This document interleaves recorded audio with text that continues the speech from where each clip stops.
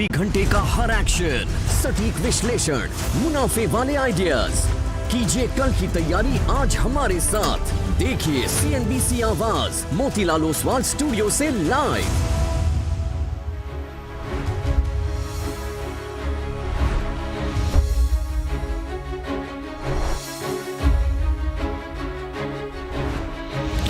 नमस्कार, CNBC आवाज़ Motilal Oswal studio में आप सभी का स्वागत है। भारतीय मार्केट्स के लिए अच्छा दिन। हालांकि आप थोड़ी कंप्लेन कर सकते हैं कि आज मिड कैप उतना नहीं चले, स्मॉल कैप उतना नहीं चले, वो कंप्लेन जायज़ है। बैंक निफ्टी भी बहुत ज़्यादा नहीं चला, वो कंप्लेन भी जायज़ है। First of all Shreya, good afternoon. लेकिन कॉन्टेक्स्ट देखिए, हम अच्छी रैली में हैं और आज भी हम पूरे दिन ग्रीन में रहे हैं मोर और लेस। और अगर आप एग्जिस्टिंग लॉन्ग पोजीशंस कैरी कर रहे हैं तो कुछ ना कुछ आज भी ऐड ही हुआ है, तो ठीक है, इतना ज़्यादा टेंशन लेने की ज़रूरत नहीं है। निफ्टी IT ये भी अच्छा लीड कर रहा है, आज 1.25% ये भी ऊपर है, तो कुल मिलाकर मामला ठीक ठाक है, ऐसा नहीं है।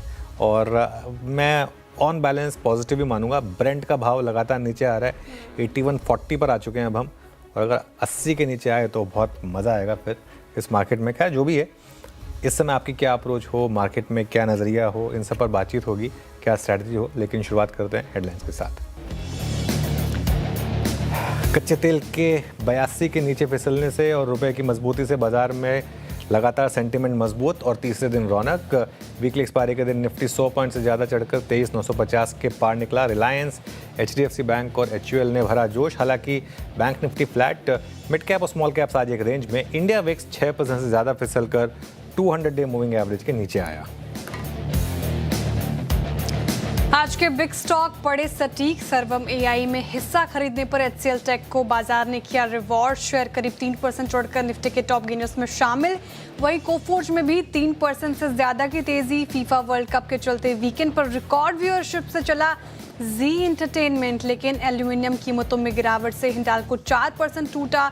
वहीं मजबूत चार्ट के दम पर प्रेस्टीज, HDFC AMC में रौनक। Real estate, IT, oil and gas और FMCG शेयरों में अच्छी खरीदारी, करीब 1% चढ़े चारों सेक्टर इंडेक्स।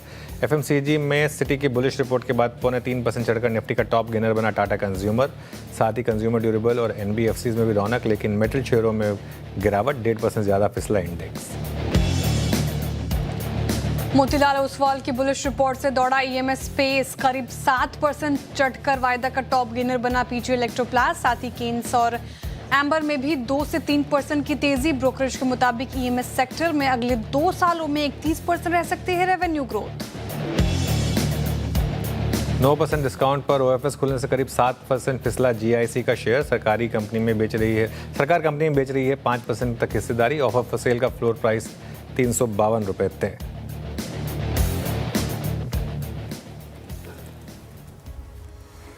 ओके, चलिए फिर अब शुरुआत करेंगे आज के शो की। और आज मैं शुरुआत करना चाहूँगा एक कमेंट के साथ। एक फिल्म मेरी ऑल टाइम फेवरेट फिल्म थी, बाहुबली। उसमें वो कहते हैं बाहुबली लौट आया, और आज वाकई में मार्केट का बाहुबली लौट आया। वो बाहुबली है रिलायंस। और देखिए, आज रिलायंस के दम पर निफ्टी में तेज़ी आई। एक बार निफ्टी का कंट्रीब्यूशन रख दीजिएगा स्क्रीन पर। और करीब मैं जब लास्ट चेक किया था श्रेया, और जब मैंने पॉइंटर्स भेजे थे, तब करीब 50 पॉइंट का कंट्रीब्यूशन था। अभी भी करीब 44 पॉइंट के करीब का कंट्रीब्यूशन है। तो ये आज का बाहुबली। और देखिए, आज सुबह सिर्फ और सिर्फ CNBC आवाज़ पर आपको हमने रिलायंस की तेज़ी समझाई थी। स्टैंडर्ड डिस्क्लेमर भी रखिएगा। क्यों मैं ये बात कह रहा हूँ? क्योंकि कई बार क्या होता है ना, मार्केट में अब बहुत लोग लॉजिक ढूंढते हैं।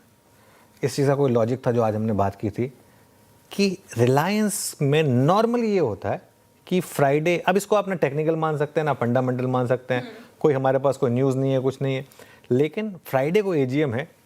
आप इतिहास उठा के देख लीजिए, रिलायंस में नॉर्मली ट्यूसडे, वेंसडे, थर्सडे, अगर फ्राइडे को AGM हो तो रैली होती है, उसके बाद AGM वाले दिन प्रॉफिट बुकिंग आती है।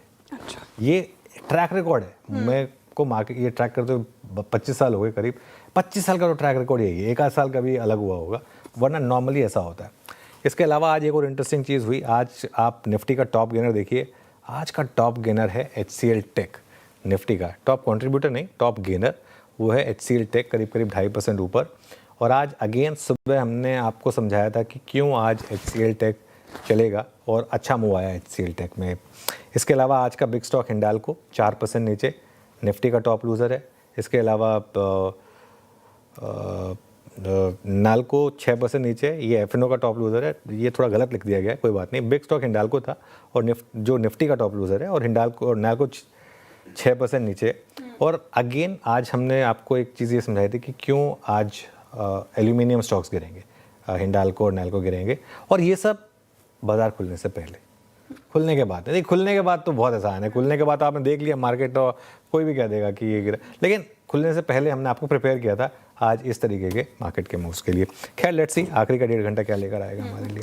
आखिरी का 1.5 घंटा काफ़ी इंपॉर्टेंट होगा सर, क्लोजिंग काफ़ी इंपॉर्टेंट होगी क्योंकि आज एक्सपायरी है और अक्सर एक्सपायरी में क्लोजिंग के वक्त कुछ और मूव्स भी देखने को मिलते हैं। लेकिन जो CNBC आवाज़ ने आपको मार्केट ओपन होने से पहले जो स्टॉक स्पेसिफिक चीज़ें बताई थी वही सटीक प्ले होता हुआ नज़र आया है स्क्रीन पे। बिग स्टॉक्स देख लीजिए, ChartGPT देख लीजिए, अच्छी तेज़ी वो सारे स्टॉक्स में, और जहाँ पर गिरावट की बात हुई थी वही नज़र आई। लेकिन सर आज थोड़ा ब्रेथ हल्की यहाँ पर नरमी देखने को मिली, और क्योंकि बैंक्स देखे तो वो थोड़ा कंट्रीब्यूट नहीं कर रहा है आज की रैली में, लेकिन निफ्टी ठीक है, IT के बलबूते चढ़ रहा है। अच्छी चीज़ ये है कि ब्रेंट 82 के आसपास आ गया, 82 के नीचे आ गया अब तो इनफैक्ट, और रुपए में भी मजबूती है। तो सारे क्यूज़ जो हैं, जो इंग्रेडिएंट्स हैं जो बाज़ार को आगे पुश करेंगे वो है हमारे पास अब। तो सेटअप अभी भी आप पॉजिटिव हैं, अभी भी बैंक निफ्टी में क्या बाय ऑन डिप्स की स्ट्रैटेजी होनी चाहिए? आज की प्राइस एक्शन क्या बता रहा है आपको, और कौन से लेवल्स अब इंपॉर्टेंट नजर आ रहे हैं? बिल्कुल, अच्छा उस पर आऊँ मैं, उससे पहले एक और स्टॉक मैं आपको दिखाता हूँ, प्रेस्टीज एस्टेट्स। देखिए मैं क्यों थोड़ा सा आज ये सब बात कर रहा हूँ, इसलिए नहीं क्योंकि हम एक क्रेडिट लेना चाहते हैं कि देखिए आज ChartGPT में प्रेस्टीज एस्टेट्स लिया था। गलत भी होते हैं स्टॉक्स, ऐसा नहीं है, लेकिन पॉइंट ये है कि किस तरीके के स्टॉक्स चल रहे हैं और आप पैसा बना सकते हैं मार्केट में, इस मार्केट में बस थोड़ी आपको मेहनत करनी पड़ेगी। रियल एस्टेट सबसे पहले सेक्टर चुना, कल ऑटो चुना था, आज भी रियल एस्टेट चुना, और उसमें फिर स्ट्रॉन्ग स्टॉक चुनिए। ऐसे करके आपका पैसा बनेगा, ठीक है। बाजार में मेरा नज़रिया, हाँ ये बिल्कुल आज सुबह हमने बात की थी, देखिए 3% ऊपर है करीब, और अच्छा मूव आ रहा है इसमें शेयर। बाजार में मेरा नज़रिया अभी भी वही है, हर गिरावट पर मंथ एंड कॉल्स लें आप, और चाहे तो हायर लेवल पे बीच बीच में प्रॉफिट बुकिंग करें अगर आपको वो भी मन है, तो आपको लग रहा है कि नहीं, क्योंकि मार्केट में ऐसा नहीं है कि बस ये एकदम रनवे रैली है। हो सकता है रनवे रैली भी आ जाए, लेकिन उसके लिए बहुत इंपॉर्टेंट लेवल्स क्रॉस करने जरूरी होंगे। अभी सपोर्ट पर खरीदारी करें, चेज़ ना करें। कल चेज़ करने वाला मामला था, लेकिन जब नीचे सपोर्ट पर आ गया 23,850 पर, तब हमने एक पॉजिटिव व्यू लिया कि अगले हफ्ते की कॉल्स लें। इसी तरीके से अब आपको सपोर्ट पे बाय करना है, रैली को चेज़ नहीं करना है। चेज़ करने वाले दिन बहुत कम होते हैं मार्केट में, वो नॉर्मली हो सकता है आज हो जाए 2:30 साढ़े 3 बजे करीब, 2:30 से 3 बजे के बीच में, लेकिन वो मार्केट बताएगा हमें, ठीक है। 24,000 से 24,050 ये वीकली एक्सपायरी के हिसाब से सबसे इंपॉर्टेंट जोन है। आज अगर आपने 24,050 क्रॉस कर लिया ना, तो चेज़ करें, फिर उससे पहले चेज़ मत करें, उससे पहले आप सपोर्ट पे लें और हायर लेवल पे चाहे तो प्रॉफिट बुक करें, ठीक है। जब तक आप 23,850 के ऊपर हैं तब तक ट्रेंड काफ़ी मजबूत है। ट्रेंड तो 23,550 के भी ऊपर स्ट्रॉन्ग ही है, लेकिन 23,850 के ऊपर बहुत स्ट्रॉन्ग है। 23,550 से 23,850 के बीच में स्ट्रॉन्ग है, 23,550 के नीचे सिर्फ नेगेटिव होगा, ठीक है। थोड़ा आज बैंक निफ्टी ने तंग किया है, लेकिन देखिए 200 डे मूविंग एवरेज पर है बैंक निफ्टी, और एक 54,000 से एक रैली हुई 57,000 तक की, 3,000 पॉइंट की वन वे रैली हुई। वो 52,800 से 54,000 की रैली को चलो मैं मान लेता हूँ कि बहुत ज़्यादा लोग पार्टिसिपेट नहीं कर पाए होंगे, लेकिन 54,000 से 57,000 की जो 3,000 पॉइंट की रैली हुई, 3,000 पॉइंट की रैली के बाद नॉर्मली 500-600 पॉइंट गिर भी जाए तो कोई दिक्कत नहीं है, या तो आप फ्लैट ही है ना, चल नहीं रहे हैं, फ्लैट है, कोई बात नहीं, कोई दिक्कत नहीं है।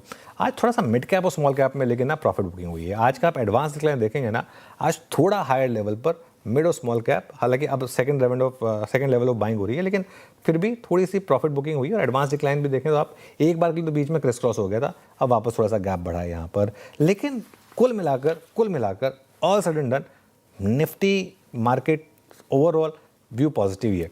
निफ्टी पर रेजिस्टेंस रहेगी आपकी 24,000 से 24,050 पर, और उसके बाद फिर 24,200 पर, और सपोर्ट है आपका 23,850 और उसके बाद 23,650।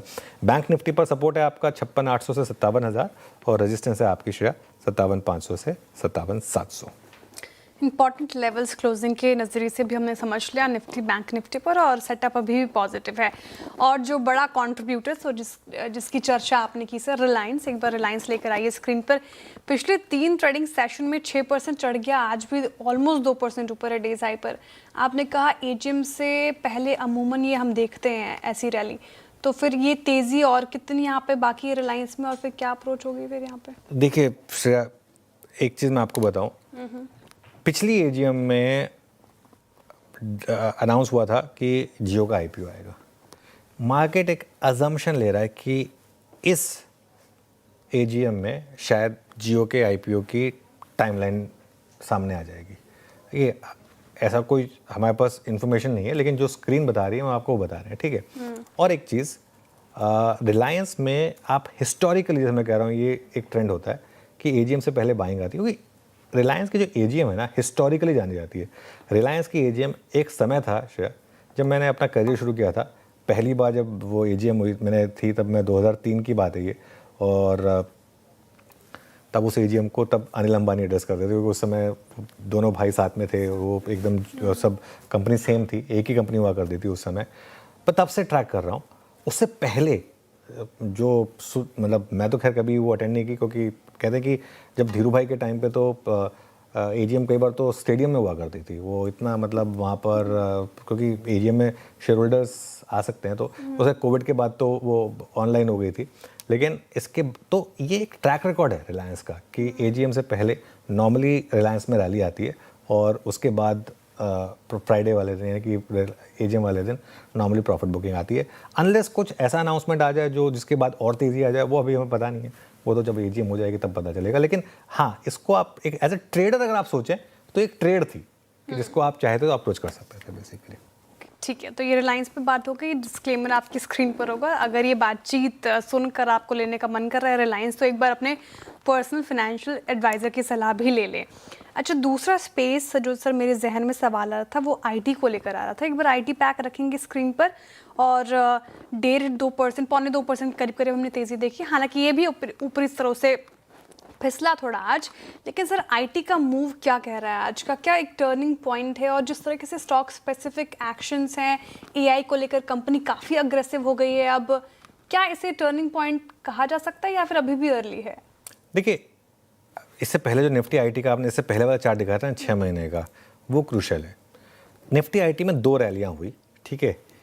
एक रैली तो बिल्कुल फ्लॉप हो गई, उसमें तो हमने साफ पी लिया था कि प्लीज़ फंसिएगा मत, इस रैली में बहुत बुरा फंसेंगे आप, ठीक है।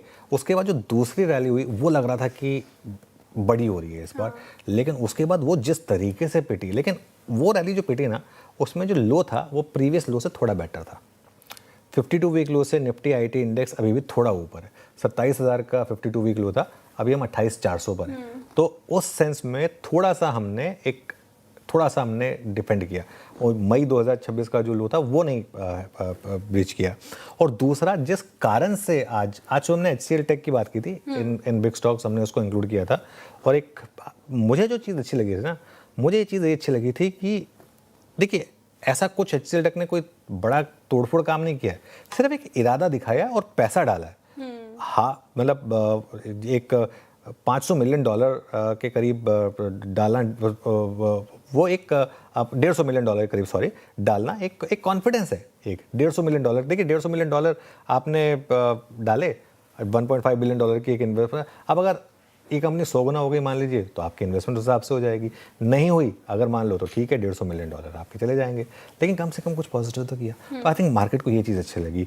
कोफोज की जहाँ तक बात है, कोफोज तो वैसे ही हमारा फेवरेट स्टॉक रहा है, और इस वजह से आज उसको बिग स्टॉक में लेने में हमें कोई दिक्कत ही नहीं थी, क्योंकि एक लग रहा था कि इन्वेस्टर डे है कोफोज। और आपने अगर सुधीर सिंह को सुना हो चैनल पर, हमेशा उन्होंने साफ बात कही है कि हमारा मॉडल अलग है बाकी कंपनियों से, वो पॉजिटिव ही बोलेंगे, तो कुछ ना कुछ पॉजिटिव ही आ सकता है।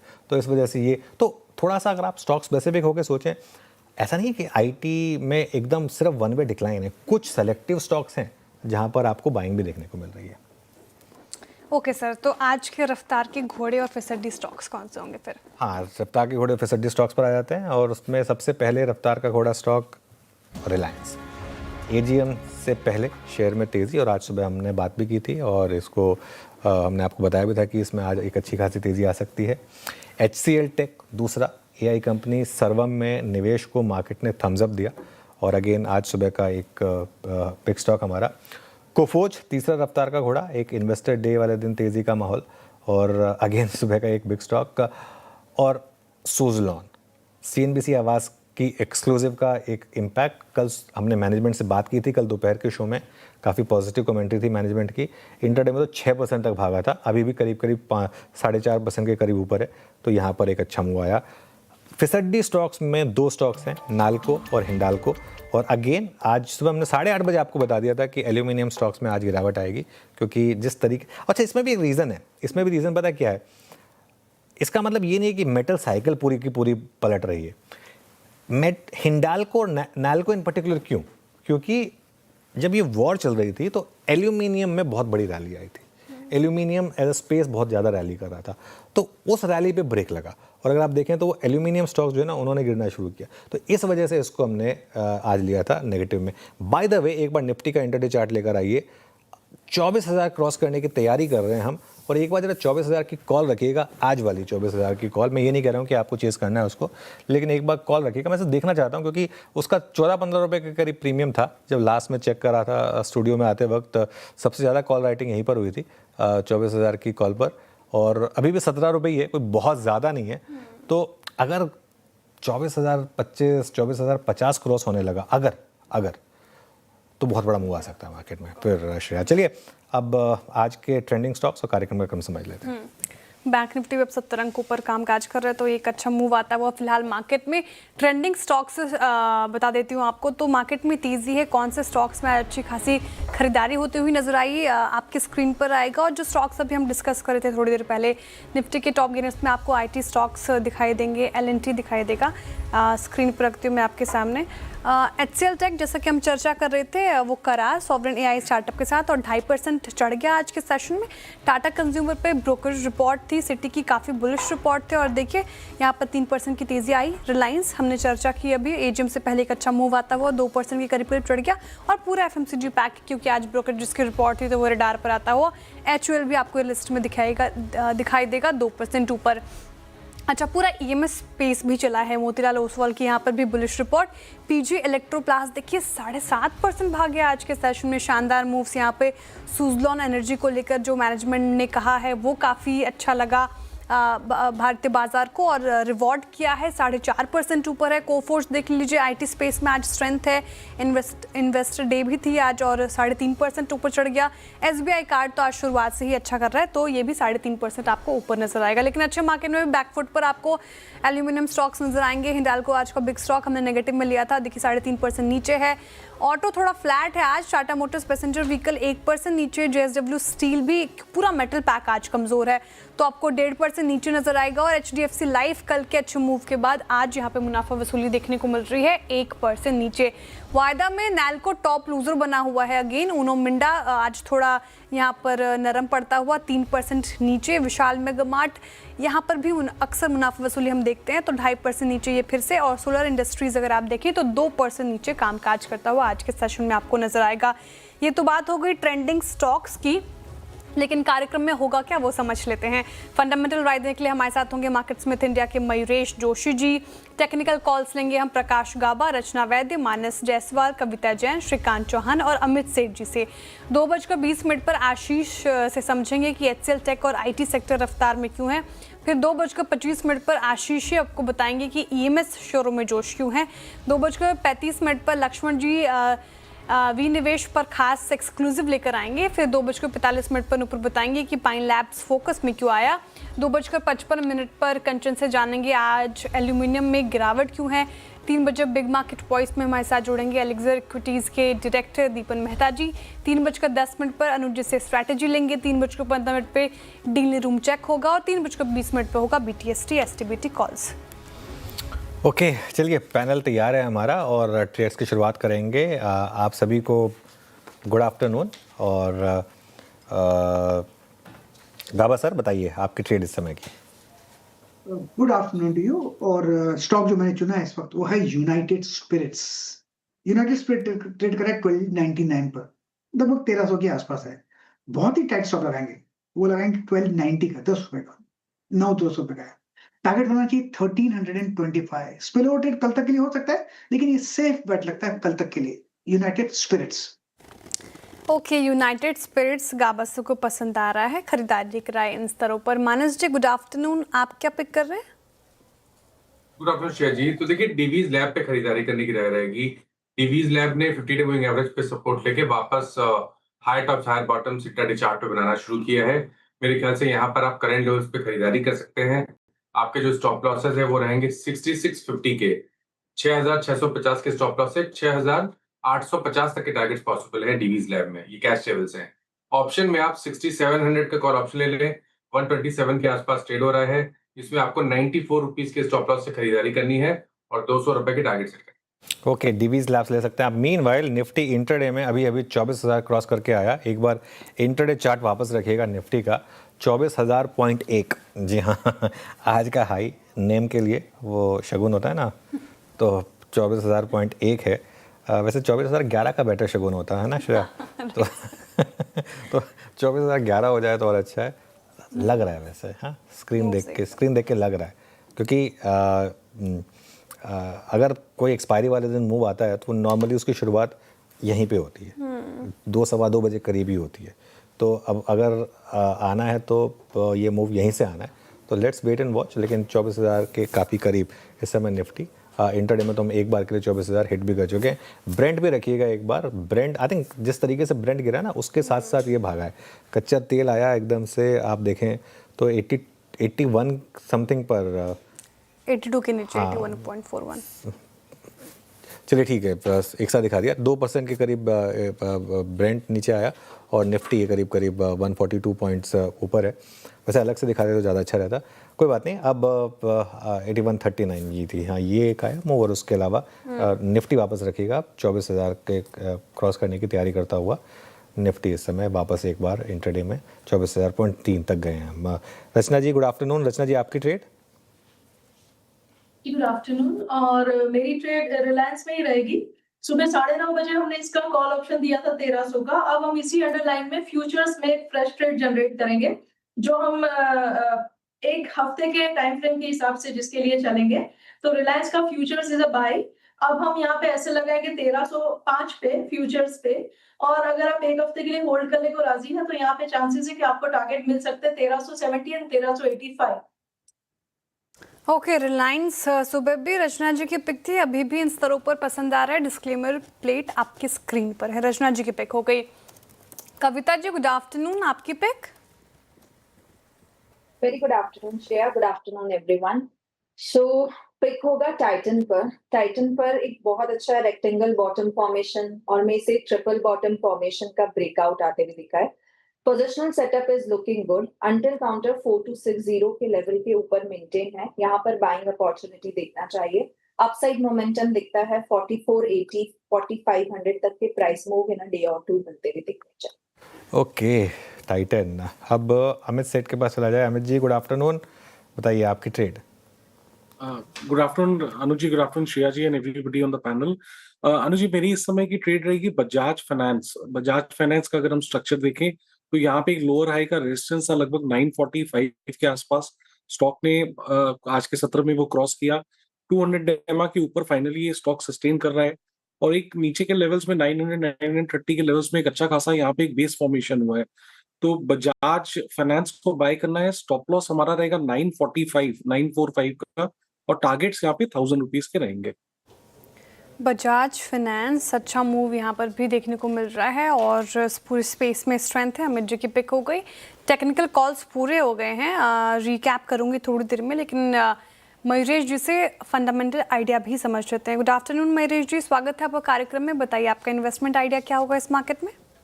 Afternoon, Jay. Afternoon, Anuj ji. Afternoon to everyone on the panel. So हमें लगता है domestic engineering stroke manufacturing companies बहुत अच्छा करना चाहिए। आई थिंक एक तो वेस्टेशन प्राइसेस इज ऑलमोस्ट ओवर और दूसरा आई थिंक जो गवर्नमेंट केपेक्स होगा ये राइट डायरेक्शन में होगा, which probably gives them the impetus in terms of more order wins and better execution. Having said that, Kirloskar Pneumatic ये स्टॉक हमें काफी पसंद आ रहा है मार्केट विद इंडिया में। रेटिंग रैंकिंग्स काफी बढ़िया है। ऑर्डर बुक लगभग 2000 करोड़ के आसपास है, जो अपनी विजिबिलिटी देता है। आज कंप्रेसर मार्केट में जो इनकी मार्केट लीडरशिप है वो एयर कंप्रेसर्स हुए, गैस कंप्रेसर्स हुए, रेसिप्रोकेटिंग कंप्रेसर्स हुए, इसमें सारी जो आई थिंक टेक्नोलॉजिकल एडवांसमेंट्स और नए प्रोडक्ट जो इंट्रोड्यूस कर रहे हैं, specifically I think oil and gas segment हुआ, सीएनजी सेगमेंट हुआ, and applications across sectors, cement से लेके शुगर सेक्टर से लेके इंजीनियरिंग सेक्टर के लिए भी आई थिंक जो डिवर्स एप्लीकेशंस है डोमेस्टिकली और जो एक्सपोर्ट अपॉर्चुनिटीज खुल के आ सकती है, ये काफी सिग्निफिकेंट हो सकता है रेवेन्यू एग्रीगेशन के लिए। रिटर्न रेशियोज तगड़े हैं, बैलेंस शीट तगड़ी है, पेरेंट तगड़ा है, और इसलिए हमें लगता है जो ईपीएस रेटिंग है जो बहुत क्लोजली मॉनिटर करते हैं मार्केट्स ऑफ इंडिया में, यहाँ पे अर्निंग्स ग्रोथ काफी अच्छी रह सकती है क्योंकि दोस्तों न्यूमेटिक एक हमारी टॉप पिक रहेगी। क्लियर डिस्क्लेमर, ये स्टॉक हमारे मॉडल पोर्टफोलियोज में है, क्लाइंट्स के पास इसकी पोजीशनिंग हो सकती है। किर्लोस्कर न्यूमेटिक ये पसंद आ रहा है लंबी अवधि के नजरिए से। इन्वेस्टमेंट आइडिया मयूरेश जी का आपकी स्क्रीन पर अच्छा नजर आ रहा है। चलिए अब रिकैप कर देती हूँ, टारगेट और स्टॉप लॉस देख लीजिए एक बार। गाबासन ने यूनाइटेड स्पिरिट्स चुना है। अच्छा, सभी बाई साइड की कॉल है। 1325 के टारगेट देख रहे हैं वो, 1290 का स्टॉप लॉस लगाना है। खरीदारी की राय जाहिर तौर पर। मानस जी डिविस लैब के साथ जाना चाह रहे हैं, जहां पर स्ट्रेंथ नजर आ रही है, उसके भी टारगेट और स्टॉप लॉस स्क्रीन पर आएंगे। 6850 का टारगेट है, 6650 का स्टॉप लॉस लगाना है। रचना जी रिलायंस के साथ फिर से जा रही हैं, जहां पर स्ट्रेंथ आज के सेशन में शानदार है। 1378 1385 के टारगेट उनकी तरफ से आया। 1305 का स्टॉप लॉस जरूर लगाएं।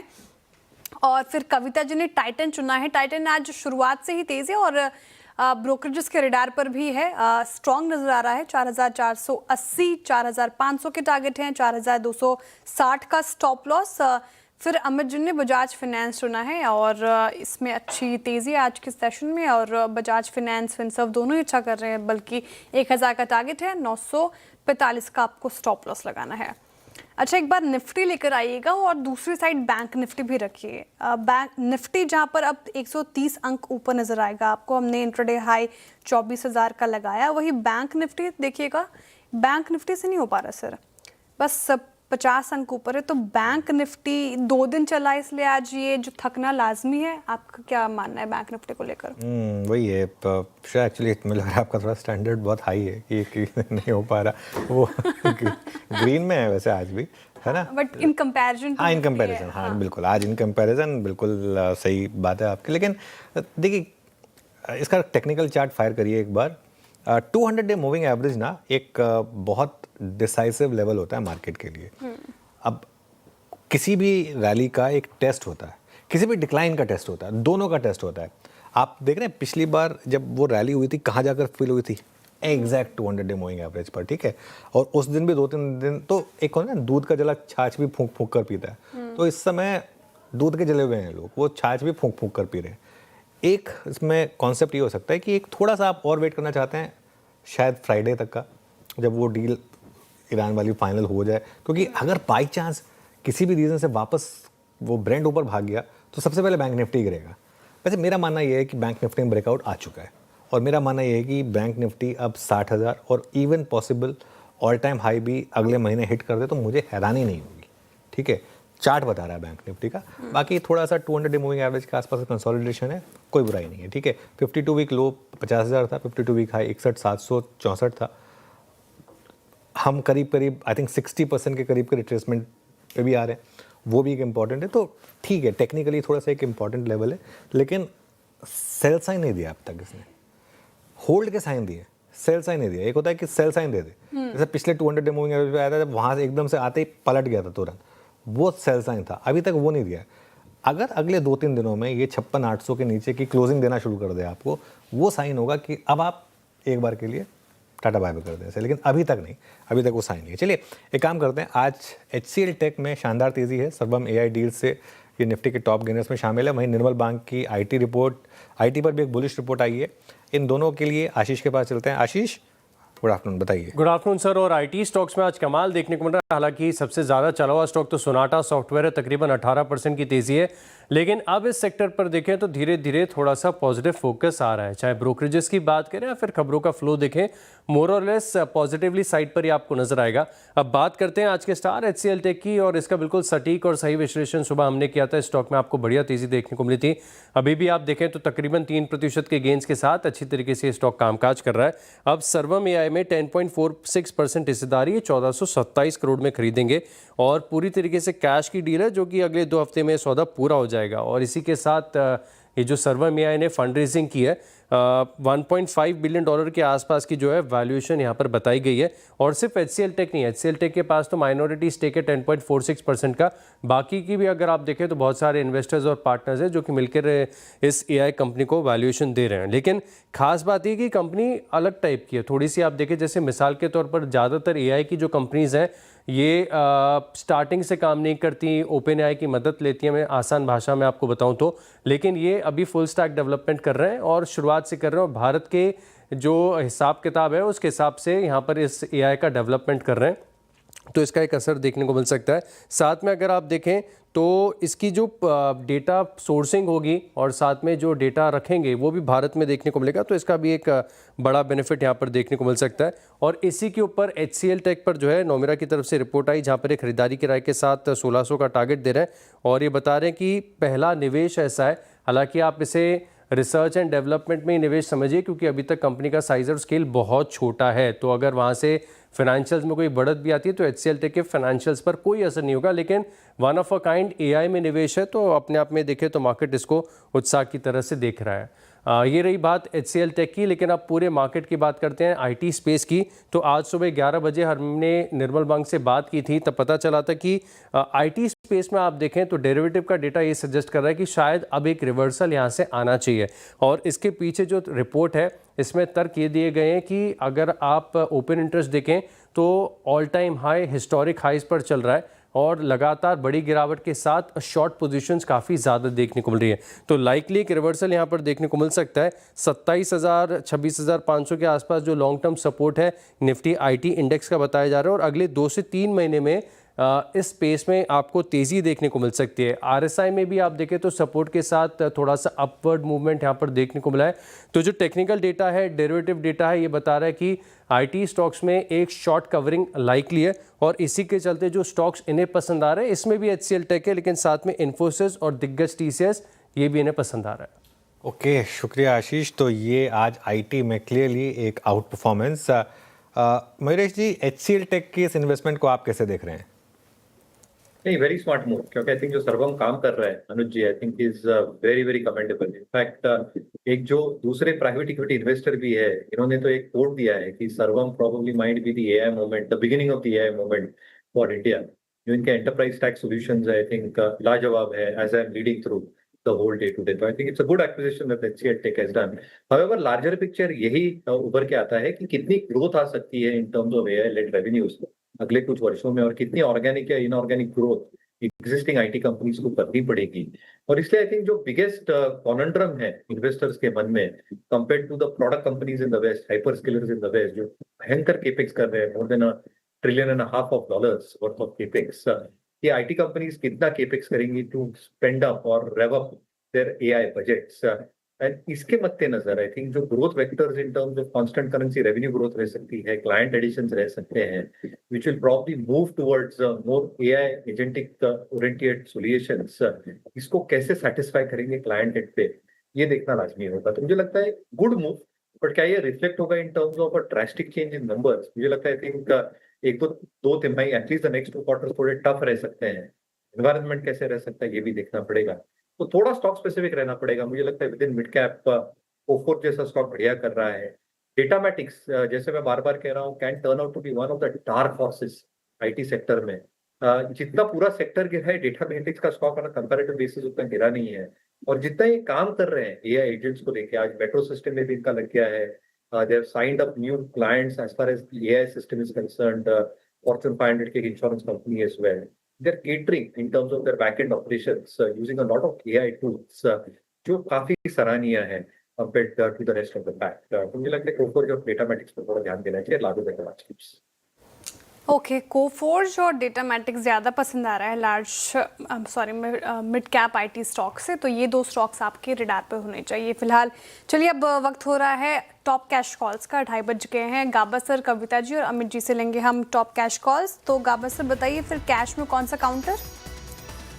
मेरे ध्यान पे ईडलवाइस Edelweiss 117 के आसपास ट्रेड कर रहा है, स्टॉप लगाएंगे 116 का, 150 का, फर्स्ट टारगेट 120 फिर 124 पॉसिबल है Edelweiss।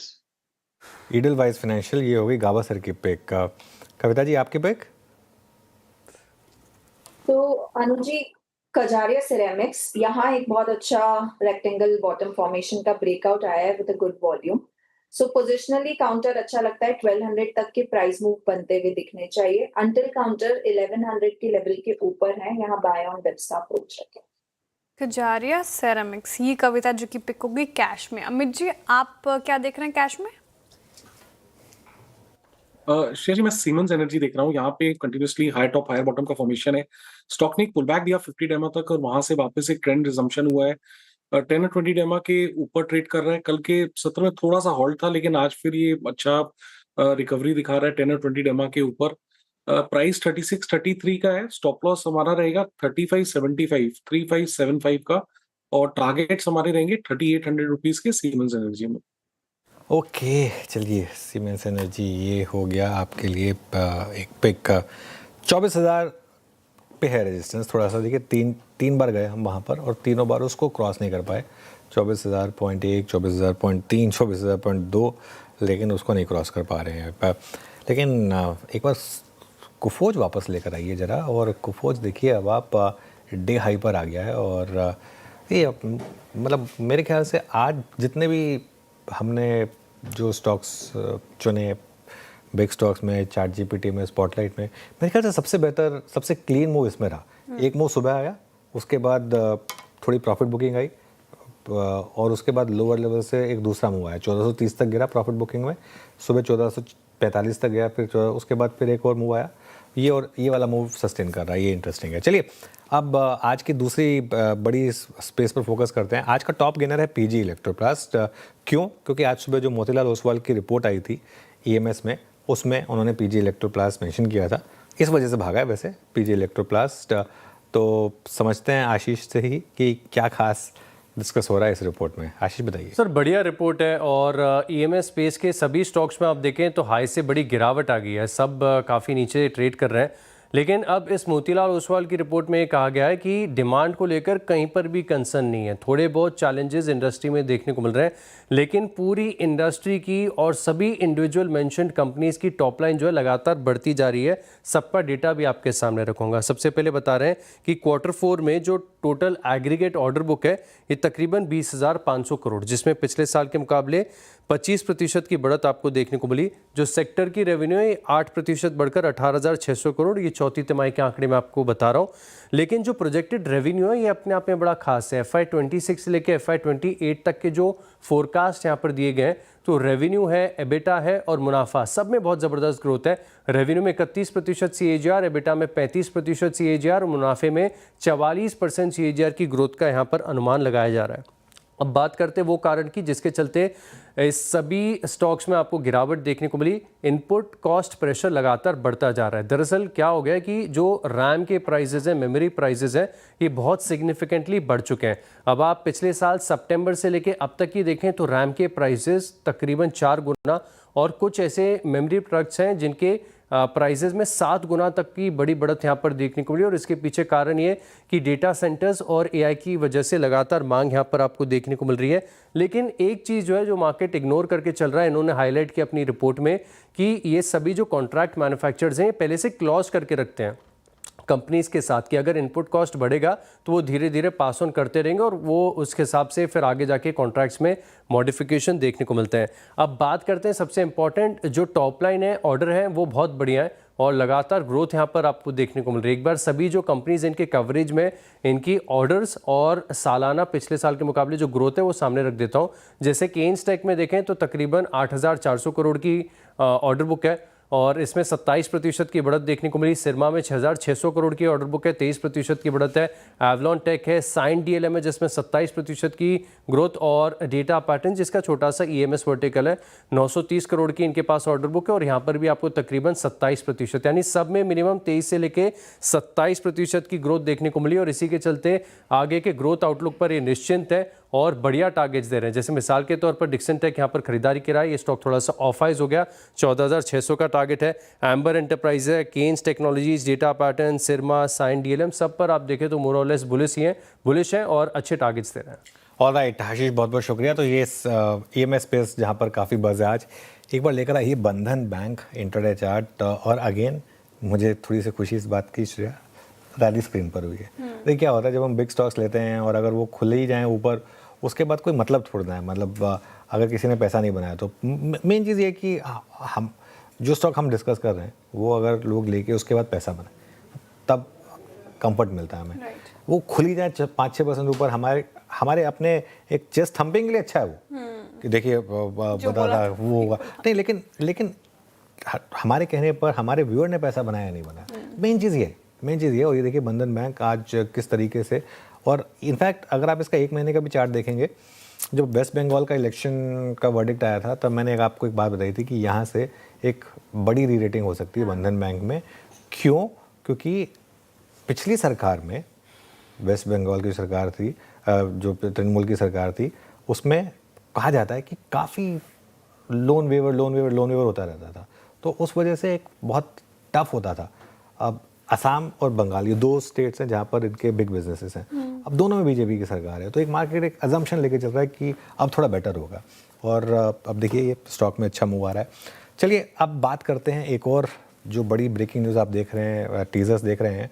लक्ष्मण जी जुड़ रहे हैं और लक्ष्मण जी ने कुछ सूंघा है दिल्ली में, कुछ बड़ी ब्रेकिंग न्यूज़, क्योंकि सरकार क्लियरली काफ़ी एक्टिव हो गई है ऑफ लेट और अब आधे दर्जन से ज़्यादा OFS आ सकते हैं। लक्ष्मण जी, आई थिंक 2-3 तो ऑलरेडी हम देख चुके हैं, तो बताइए क्या क्या प्लान है सरकार का? बिल्कुल, जो मुझे सूत्रों से जानकारी मिली है उसके मुताबिक विनिवेश विभाग अब काफ़ी ज़्यादा सक्रिय हो गया है और आने वाले दिनों में आप विनिवेश के मोर्चे पर काफ़ी ज़्यादा हलचल देख सकते हैं। जैसा कि आपने कहा कि OFS एक सबसे सही तरीका इसका देखा जा रहा है। दरअसल विनिवेश विभाग ने 3 तरह के प्लान बनाया है, शॉर्ट टर्म, मीडियम टर्म और लॉन्ग टर्म।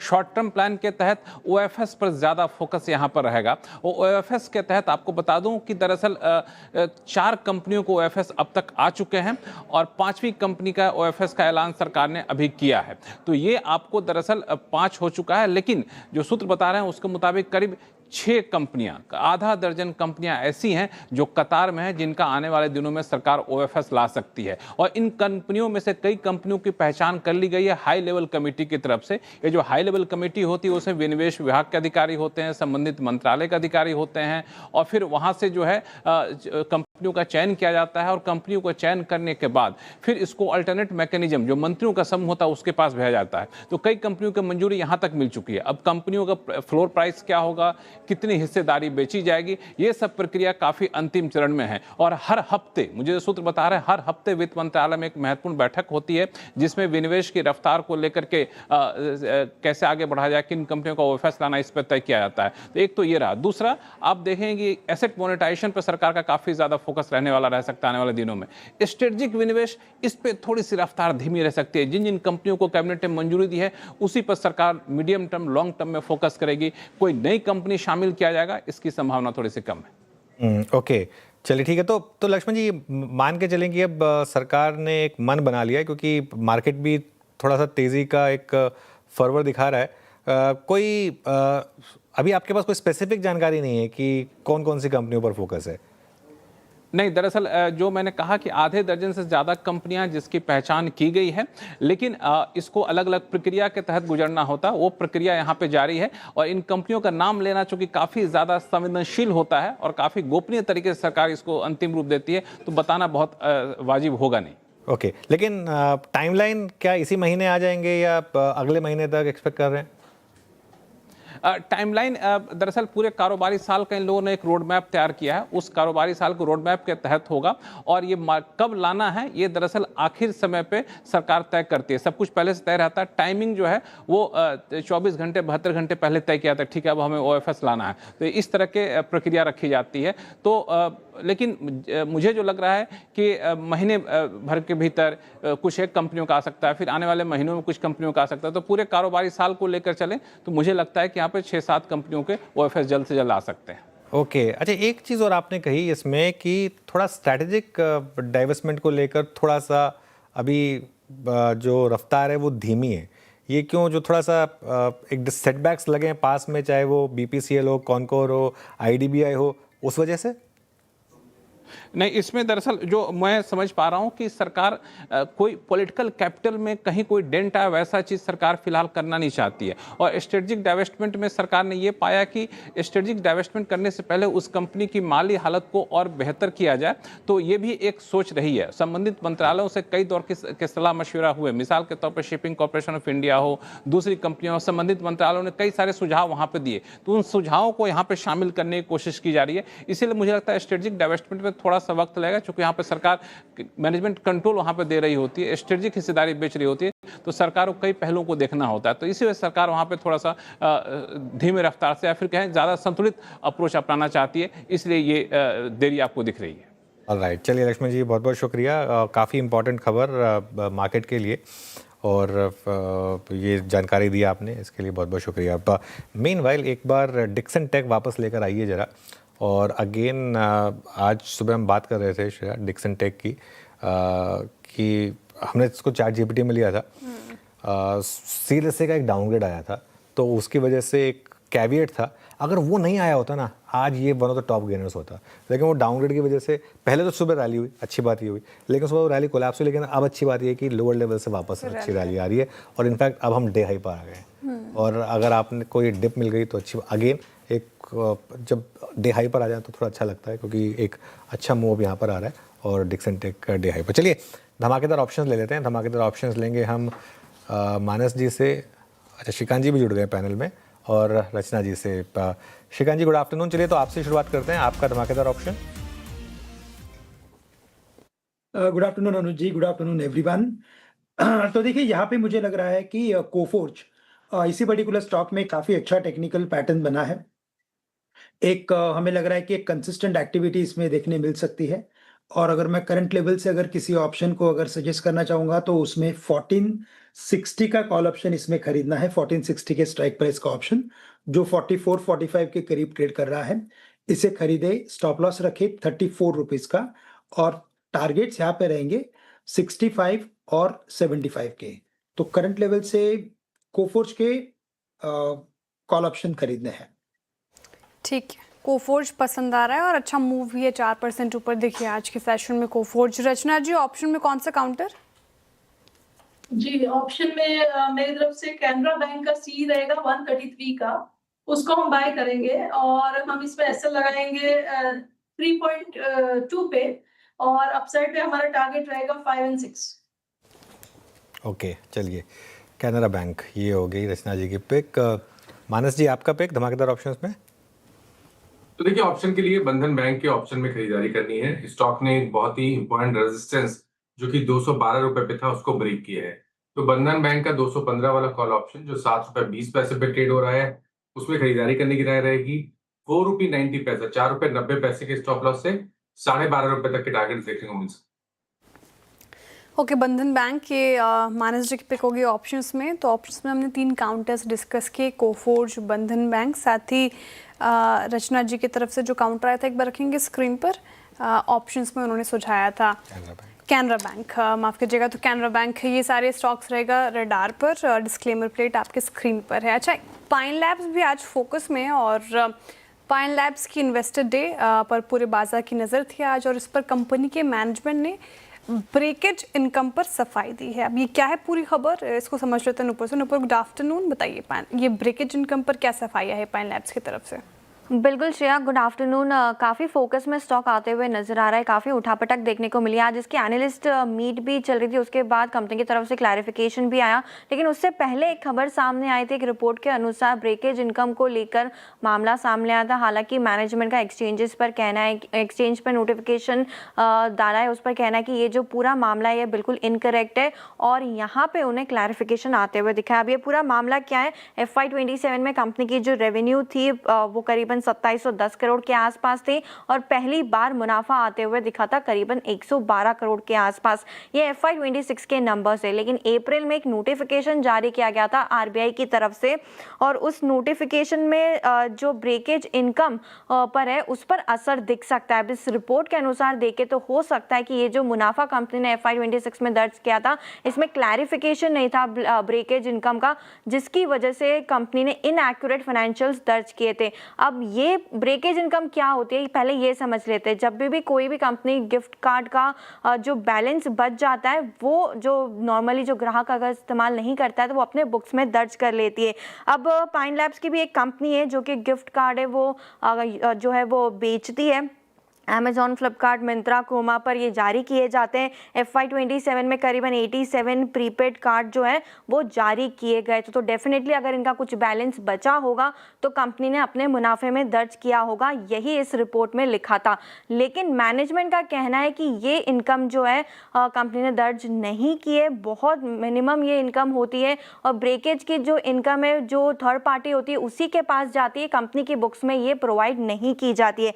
मैनेजमेंट का ये भी कहना है कि ये जो इनकम अगर डायरेक्टली पाइन लैब्स कोई गिफ्ट कार्ड देती है तो वही अपने बुक्स में दर्ज करती है और यहाँ पे जो इनकम की जो टोटल रेवेन्यूज में देखेंगे तो वो बहुत ही छोटा अमाउंट निकल के आता है। तो क्लैरिफिकेशन काफ़ी क्लियर कहता है कि इस रिपोर्ट में जो भी डिटेल्स दी गई है वो काफ़ी इनएक्यूरेट है और जो इनकरेक्ट यहाँ पर निकल के आई है। अब इन्वेस्टर डे था तो काफ़ी आउटलुक भी यहाँ पे निकल के आया। मैनेजमेंट का कहना है कि आगे चल के अफोर्डेबिलिटी पे कंपनी फोकस करती हुई दिखेगी, जो प्रोडक्ट्स इससे रिलेटेड होते हैं वो प्रोडक्ट्स पर फोकस करेगी, हाई मार्जिन कारोबार वाले प्रोडक्ट्स पर फोकस करने वाली है और आगे चल के जो मार्जिन्स में एक्सपेंशन देखने को मिलेगा वो नए प्रोडक्ट्स की वजह से आते हुए दिखेगा। मार्केट साइज काफ़ी बड़ा है, वो ग्रोथ भी कंपनी की बुक्स में आती हुई नजर आएगी। मुनाफे और कैश फ्लो की बात करें तो वो भी काफ़ी मजबूत रहेगा, तो आउटलुक काफ़ी पॉजिटिव है। मैनेजमेंट ने क्लियरली ब्रेकेज इनकम पे कहा है कि इसका कोई इम्पैक्ट नहीं होगा RBI के नियम के अनुसार भी, क्योंकि कंपनी अपनी बुक्स में दर्ज नहीं करती है, जो थर्ड पार्टी इसे प्रोवाइड करती है उसी के बुक्स में जाता है और जो कंपनी खुद गिफ्ट कार्ड अगर किसी को इशू कर रही है तो उसका बहुत छोटा सा अमाउंट है जो कि कंपनी के रेवेन्यूज में आता है। ओके, चलिए शुक्रिया नूपुर। तो ये पाइन लैब्स पे थोड़ी सी क्लैरिफिकेशन। चलिए अब एक काम करते हैं सॉरी 4 का चौका ले लेते हैं। 4 का चौका में सस्ता ऑप्शन मानस जी से लेंगे, फिर चलेंगे श्रीकांत जी के पास FNO सुपरस्टार के लिए। हाँ लेकर आइए जरा। अमित सेठ जी के पास चार्ट का चमत्कार के लिए और मिड कैप फंडा के लिए मयूरेश जी हमारे साथ हैं। तो मानस जी बताइए सस्ता ऑप्शन। तो देखिए सस्ता ऑप्शन के लिए डिक्सन पे मेरा ध्यान है। यहाँ पर अगर आप देखें तो स्टॉक ने एक फ्रेश ब्रेकआउट चार्ट पे दिया है, हाई टॉप हायर बॉटम्स का ट्रेंड है। इसका 12,200 वाला कॉल ऑप्शन जो 425 रुपए पे ट्रेड हो रहा है उसमें खरीदारी करने की राय रहेगी। आपके स्टॉप लॉसेस 300 रुपए के रहेंगे और टारगेट रहेंगे 650 के। डिस्क्लोजर है कि इस ऑप्शन में हमने अपने क्लाइंट्स को भी रिकमेंडेशन दिया हुआ है। डिक्सन सस्ता ऑप्शन में मानस जी के पिक। श्रीकांत जी आपका FNO सुपरस्टार। बिल्कुल, तो श्रेया जी यहाँ पे हमें अच्छा लग रहा है लोढ़ा डेवलपर्स। ओवरऑल अगर हम रियल एस्टेट स्पेस की बात करें तो इन लास्ट 3 डेज बहुत ही ज़बरदस्त एक्टिविटी हमें देखने मिली है और लोढ़ा डेवलपर्स में अगर आप देखें तो उसमें कंटिन्यूएशन फॉर्मेशन भी बना है। तो करंट लेवल से हमें लगता है कि जो 937 940 के करीब ट्रेड कर रहा है, यहाँ से ये स्टॉक एक बार 960 से लेकर 965 तक के भी लेवल्स दिखा सकता है। तो करंट लेवल से लोढ़ा डेवलपर्स को खरीदे 930 रुपए के स्टॉप लॉस के साथ। लोढ़ा डेवलपर्स को खरीदे 930 रुपए के स्टॉप लॉस के साथ। ये हो गई श्रीकांत जी की पिक। अमित जी आप क्या पिक कर रहे हैं चार्ट के चमत्कार में? जी अनुज जी, मैं भी रियल एस्टेट के साथ जाऊंगा। मुझे प्रेस्टीज एस्टेट प्रोजेक्ट्स काफी अच्छा लग रहा है। प्रेस्टीज का अगर आप चार्ट देखें तो आज और कल के सत्र में यहाँ पे रिकॉर्ड डिलीवरी वॉल्यूम्स हैं। स्टॉक ने 200 डेमा रिगेन किया है। प्रीवियस स्विंग है लगभग 1510 1515 के आसपास आता है। स्टॉक ने वो रेजिस्टेंस भी निकाला है और एक कंसोलिडेशन करके ये स्टॉक अपने लेवल से बाहर आ रहा है। तो 1522 का प्राइस है। स्टॉप लॉस हमारा रहेगा 1500 रुपए का, 1500 का, और टारगेट्स रहेंगे 1565 रुपए के प्रेस्टीज एस्टेट प्रोजेक्ट्स में। प्रेस्टीज स्टेट्स चार्ट का चमत्कार अमित जी के पिक। मयूरेश जी आपका मिड कैप फंडा। स्पेशलिटी केमिकल्स दूसरा मार्केट है जहाँ पे हमें काफी ऑप्टिमिज्म है और इसमें से नवीन फ्लोरिन के नंबर्स काफी शानदार आए थे। हमें लगता है कि जो मैनेजमेंट कमेंट्री रही है specifically post result, West Asian crisis का रेजोल्यूशन, जो एक कैपेसिटी एक्सपेंशन कर रहे हैं, R32 जो रेफ्रिजरेटेड गैसेस है जो एसीज में लगते हैं, the extended summer taking place, जो ओवरसीज ऑपरेशंस इनके हैं, और जो नई केपेक्स आएगी in the second half of this financial year, लगभग 250 करोड़ एचपीपी गैसेस पे ये खर्चा कर रहे हैं, जहाँ पे एक्सपेक्टेड टर्नओवर 600 और 700 करोड़ के बीच में है with better margins. Similarly I think जो एमपीवी प्रोजेक्ट और स्पेशलिटी केमिकल का प्रोजेक्ट है, यहाँ पे केपेक्स का एसेट टर्नओवर शायद 2 गुना हो सकता है compare to what they are probably curing with very good margins. तो हमें लगता है 33 और 34% के बीच में EBITDA margins, very strong return ratios, ROEs 21-22% के आसपास, very very strong balance sheet, और इसलिए हमें लगता है रेटिंग और रैंकिंग के हिसाब से plus business outlook and management commentary, शायद नंबर्स तगड़े रहे for the next few quarters as we speak. Navin Fluorine ये हमारी टॉप पिक रहेगी specialty chemical parts. Okay, Navin Fluorine specialty chemicals में ये टॉपिक है। मयूरेश जी की मिड कैप फंडा में हमने ये डिस्कस भी कर लिया। 4 का चौका में हमने 4 स्टॉक्स डिस्कस किए कि करके आपके स्क्रीन पर आएंगे। और सस्ता ऑप्शन मानस जी की तरफ से है डिक्सन टेक, जिसमें निचले स्तरों से फिर से अच्छी रिकवरी, 650 के टारगेट, 300 का स्टॉप लॉस लेना है आपको और 12,200 की कॉल में पार्टिसिपेट करना है। श्रीकांत जी एफएनओ सुपरस्टार के लिए रियल्टी पैक से लोधा डेवलपर सुझा रहे हैं, जहां पे 960 के टारगेट देख रहे हैं, वो 930 का स्टॉप लॉस लगाना है। चार्ट का चमत्कार अमित जी की तरफ से आया प्रेस्टिज स्टेट्स इसी स्पेस से, जहां पर स्ट्रेंथ है 1565, 1500 का स्टॉप लॉस। और मिड कैप फंडा मयूरेश जी ने सुझाया नवीन फ्लोरिन, जिसके नतीजे भी काफ़ी अच्छे आए थे और इनके टॉपिक में शुमार, जहाँ पे खरीदारी की राय लंबी अवधि के नज़रिए से आती हुई मयूरेश जी की तरफ से। ये तो बात होगी कुछ स्टॉक्स जो अच्छा परफॉर्म कर सकते हैं आने वाले सत्र में और आज कर भी रहे हैं। लेकिन एक बार एल्यूमिनियम स्टॉक्स लेकर आइए। आज अच्छी खासी हमने यहाँ पर गिरावट देखी और प्रेशर काफ़ी ज़्यादा देखने को मिल रहा है। लेकिन खबर क्या है, एल्यूमिनियम स्टॉक्स गिर क्यों रहे हैं, थोड़ी और डिटेल में इस पे चर्चा कर लेते हैं। कंचन जुड़ रही है डिटेल्स के साथ। कंचन, गुड आफ्टरनून, बताइए। Good afternoon Shreya. अगर दरअसल आप LME एल्यूमिनियम इस टाइम पे देखें तो 3 से 4.5-5% की गिरावट हमें यहाँ पे भी देखने को मिली है। अगर आप इसको कंपेयर करेंगे तो देखिए पिछले 2.5 महीने में अब तक का यह सबसे लोअर लेवल है, यानी कि मार्च से लेके अब तक काफ़ी बड़ी गिरावट आज ही हमें देखने को मिली है। देखिए कल ही हमने देखा था कि US ईरान के जो डील है उससे स्ट्रेट ऑफ हॉर्मुज़ खुलने की जो उम्मीदें हैं वो बढ़ती हुई नजर आई है। अब मई के टाइम पे जो हमने वॉर का प्रीमियम देखा था उसकी वजह से जो प्राइस है वो अपने 4 साल के हाई पे पहुंच गए हैं। लेकिन अब ये जो वॉर प्रीमियम है आपको रिवर्स होता हुआ दिखाई दे रहा है। हालांकि हम जानते हैं कि डील अभी भी फाइनल नहीं हुई है, शुक्रवार तक डील फाइनल होने की उम्मीदें जताई जा रही है। इसलिए जो शिपिंग कंपनीज हैं वो इस टाइम पे कॉशियस अप्रोच जो है वो बरतती हुई दिखाई दे रही है। इसके अलावा ईरान के पास इस टाइम पे टोटल 7 मिलियन टन की जो स्मेल्टिंग कैपेसिटी है वो बनी हुई है। US ईरान वॉर से इस कैपेसिटी का कुछ हिस्सा हमने देखा था कि डैमेज भी हुआ था। साथ ही साथ डैमेज हुए प्लांट्स को फिर से चालू होने की उम्मीदें जो है वो एटलीस्ट करीबन हमें 9 महीने आने वाले टाइम पे देखने को मिल सकते हैं। और दुनिया भर में एल्यूमिनियम की सप्लाई अगले 2 साल में हमें डेफिसिट ही देखने को मिल सकती है। साथ ही साथ अगर हम बात करें इसके लॉन्ग टर्म होराइजन की तो देखिए AI, data centre, energy transition की डिमांड की जो थीम है अभी भी मजबूत है। अगले 2 साल के लिए जो एल्यूमिनियम की कीमत है वो हमें बेस साइड में $3,000 से $3,200 पर टन में देखने को मिल सकती है। लेकिन जो वॉर प्रीमियम है वो रिवर्स होता हुआ दिखाई दे रहा है, उसका सीधा इम्पैक्ट एल्यूमिनियम के स्टॉक पर। ओके, शुक्रिया कंचन जानकारी के लिए। यहाँ पर एल्यूमिनियम की कीमतें थोड़ी नीचे आई है, उसका एक असर देखने को मिल रहा है। सारे स्टॉक्स अगर आप देखें तो बैक फुट पर हैं। कुछ और काउंटर्स देख रहे थे, एक बार केमिकल स्पेस से फैक्ट लेकर आइए। फैक्ट आपको 9.5% ऊपर नज़र आएगा आज के सेशन में। एक बार चंबल फर्टिलाइज़र लेकर आइए, इनफैक्ट 10.5-11% ऊपर है फैक्ट। चंबल फर्टिलाइज़र लेकर आइए, यहाँ पर भी स्ट्रेंथ है। कोरोमंडल लेकर आइए स्क्रीन पर, जहाँ पर अच्छी स्ट्रेंथ देखने को मिल रही है। अच्छा, स्ट्रेट ऑफ हॉर्मुज़ खुलने की खबर के बाद ये सारे स्टॉक्स भी अच्छा परफॉर्म कर रहे हैं, जहाँ पर जो खबरें निकल कर सामने आ रही है कि भारत जो है वो दुनिया का सबसे बड़ा यूरिया का कंज्यूमर है। तो स्ट्रेट ऑफ हॉर्मुज़ खुलने का एक सीधा असर, पॉजिटिव असर यहाँ पर भी देखने को मिल रहा है। नवीन फ्लोरिन इस पूरे स्पेस से हमने चर्चा की, लेकिन एक बार अमित जी फैक्ट भी देख लीजिए आप और एक बार चंबल फर्टिलाइजर भी देख लीजिए, किसका चार्ट बेहतर नजर आ रहा है? जी श्रेया जी, डेफिनेटली फैक्ट अगर हम देखें तो यहाँ पे एक स्ट्रॉन्ग मूव आया है। लगभग रेजिस्टेंस हमारा 953 के आसपास था, स्टॉक ने वो क्रॉस किया विद वॉल्यूम्स, इंट्राडे हाई लगभग 1057 के थे, अभी 1000 रुपीज का प्राइस चल रहा है, तो ऑलमोस्ट 10% अप है। अगर किसी के पास है तो डेफिनेटली होल्ड करें, लेकिन फिलहाल चेज नहीं करेंगे, कोई डिप आए तो चेज करेंगे।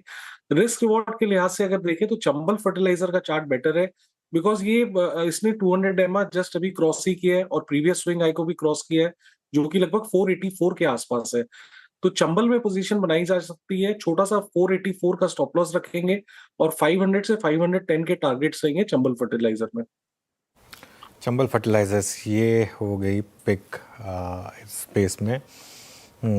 मीनवाइल थोड़ा सा निफ्टी को टाइम लगेगा मेरे ख्याल से भी 24,000 को कंफर्टेबली क्रॉस करने में। हालांकि चौथा अटैम्प्ट हो रहा है, अब तीसरे अटैम्प्ट में 24,002 तक गए थे, लेकिन लेट्स सी 3 PM मूव वैसे नॉर्मली अगर आएगा तो, लेकिन थोड़ा अब थोड़ा टफ लग रहा है। तो होना होता तब तक हो चुका होता। खैर एनीवे 23,996 पर इस समय एक बार ONGC लेकर आइए। थोड़ा काउंटर इंट्यूटिव है ये मूव ONGC पे, क्योंकि ब्रेंट वन वे डाउन, लेकिन ONGC में रैली थोड़ी सी ठीक है, ये एक इंटरेस्टिंग है। एक और स्टॉक लेकर आइए LIC। काफ़ी स्टॉक्स हैं जो थोड़ा सा आज जैसे कहते हैं एक इंटरेस्टिंग मूव्स दिखा रहे हैं। उसमें एक इनफैक्ट पूरा का पूरा इंश्योरेंस स्पेस यहाँ पर अच्छे मूव्स हैं। इसके अलावा DLF ये भी डे हाई पर आया, फेडरल बैंक ये डे हाई पर है, और यूनाइटेड स्पिरिट्स ये भी डे हाई पर है। काफ़ी स्टॉक्स हैं जो इस समय डे हाई पर आपको ट्रेड करते हुए दिखाई देंगे। इसके अलावा विशाल मेगा मार्ट ये करीब 3% नीचे आपको ट्रेड करता हुआ दिखाई दे रहा है। चलिए एक छोटा सा 30 सेकंड का ब्रेक ले लेते हैं, इसके बाद दीपन मेहता जुड़ेंगे हमारे साथ, उनसे बातचीत करेंगे।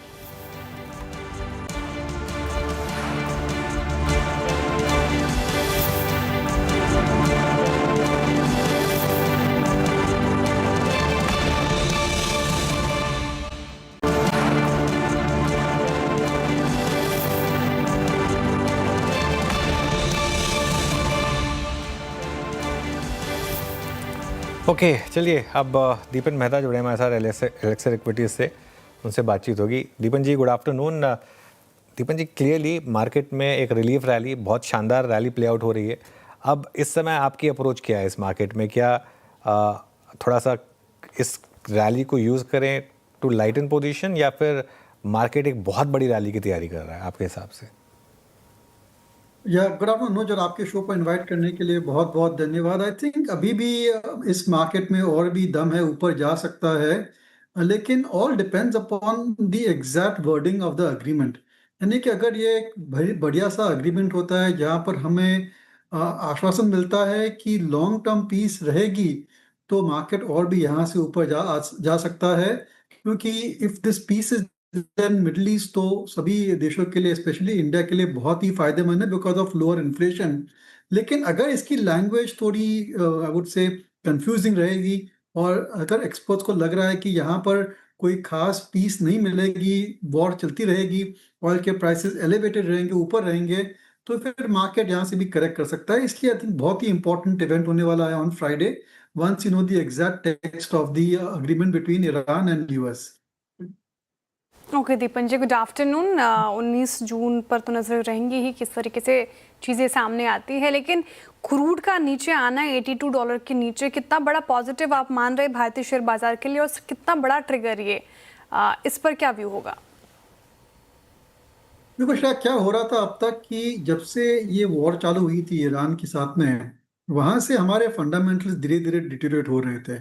अगर हम देख रहे तो पिछले 1-1.5 साल में वो फंडामेंटल्स पर इम्प्रूविंग, कॉर्पोरेट प्रॉफिट्स भी काफ़ी शानदार तरीके से बढ़ रहे थे, जो कि हमने देखा मार्च क्वार्टर में।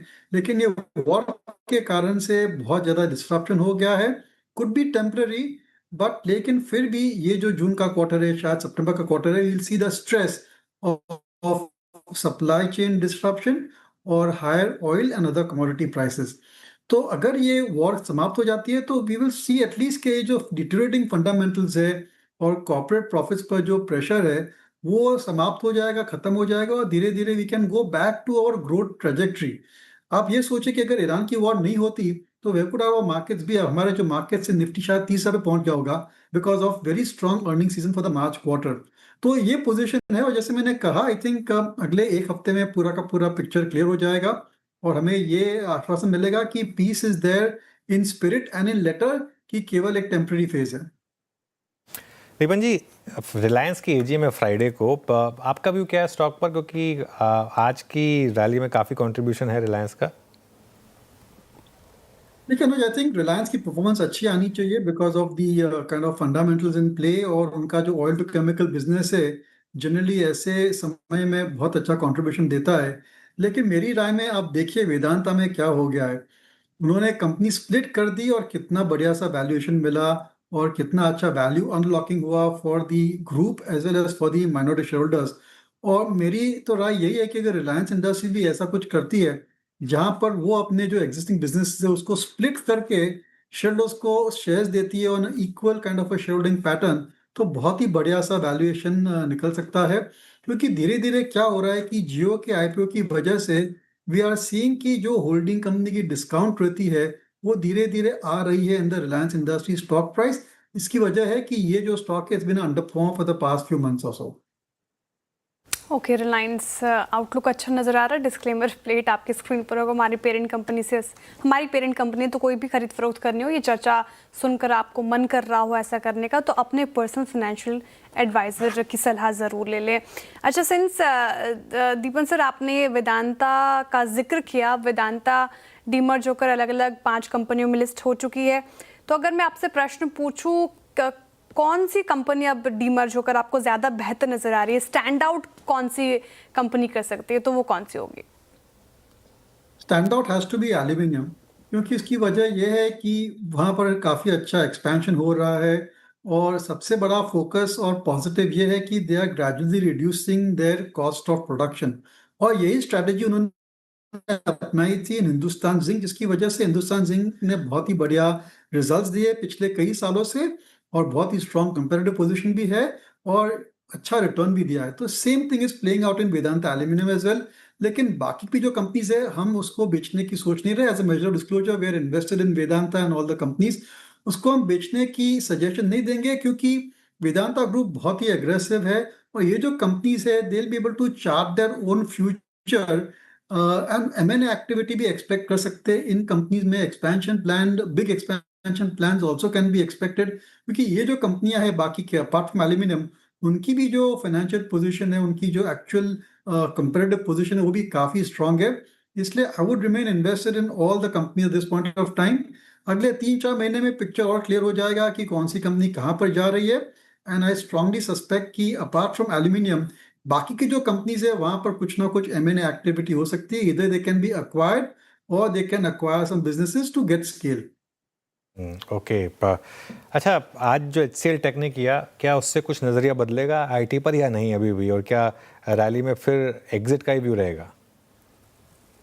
नहीं, आई थिंक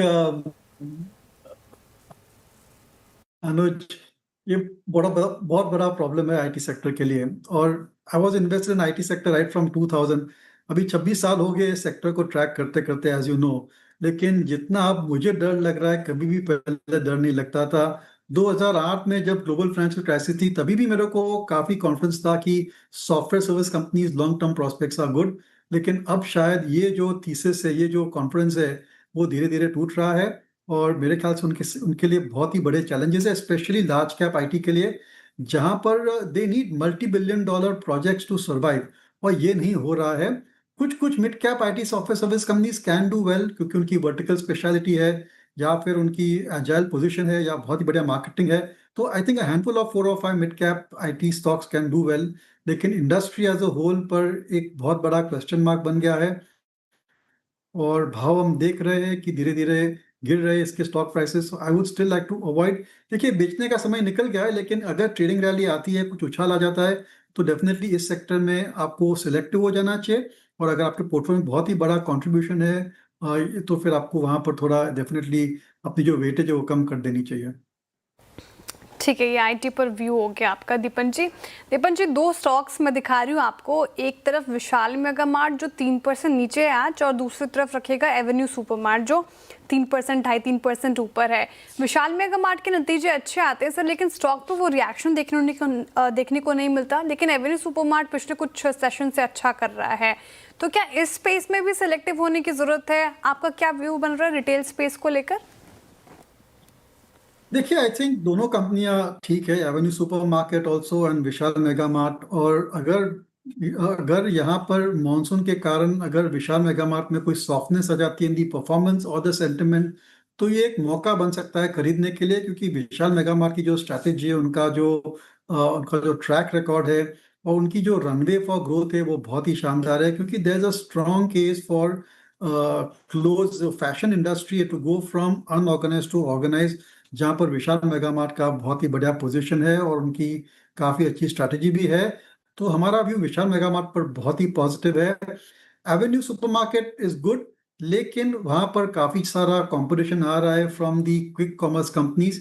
इसलिए rather than Avenue Supermarket we would prefer at least Eternal और स्विगी, क्योंकि इनकी ग्रोथ रेट्स अच्छी रहेगी as compared to Avenue Supermarket. और Avenue Supermarket can also do well, लेकिन I see the prospects in these new age quick commerce companies to be far better.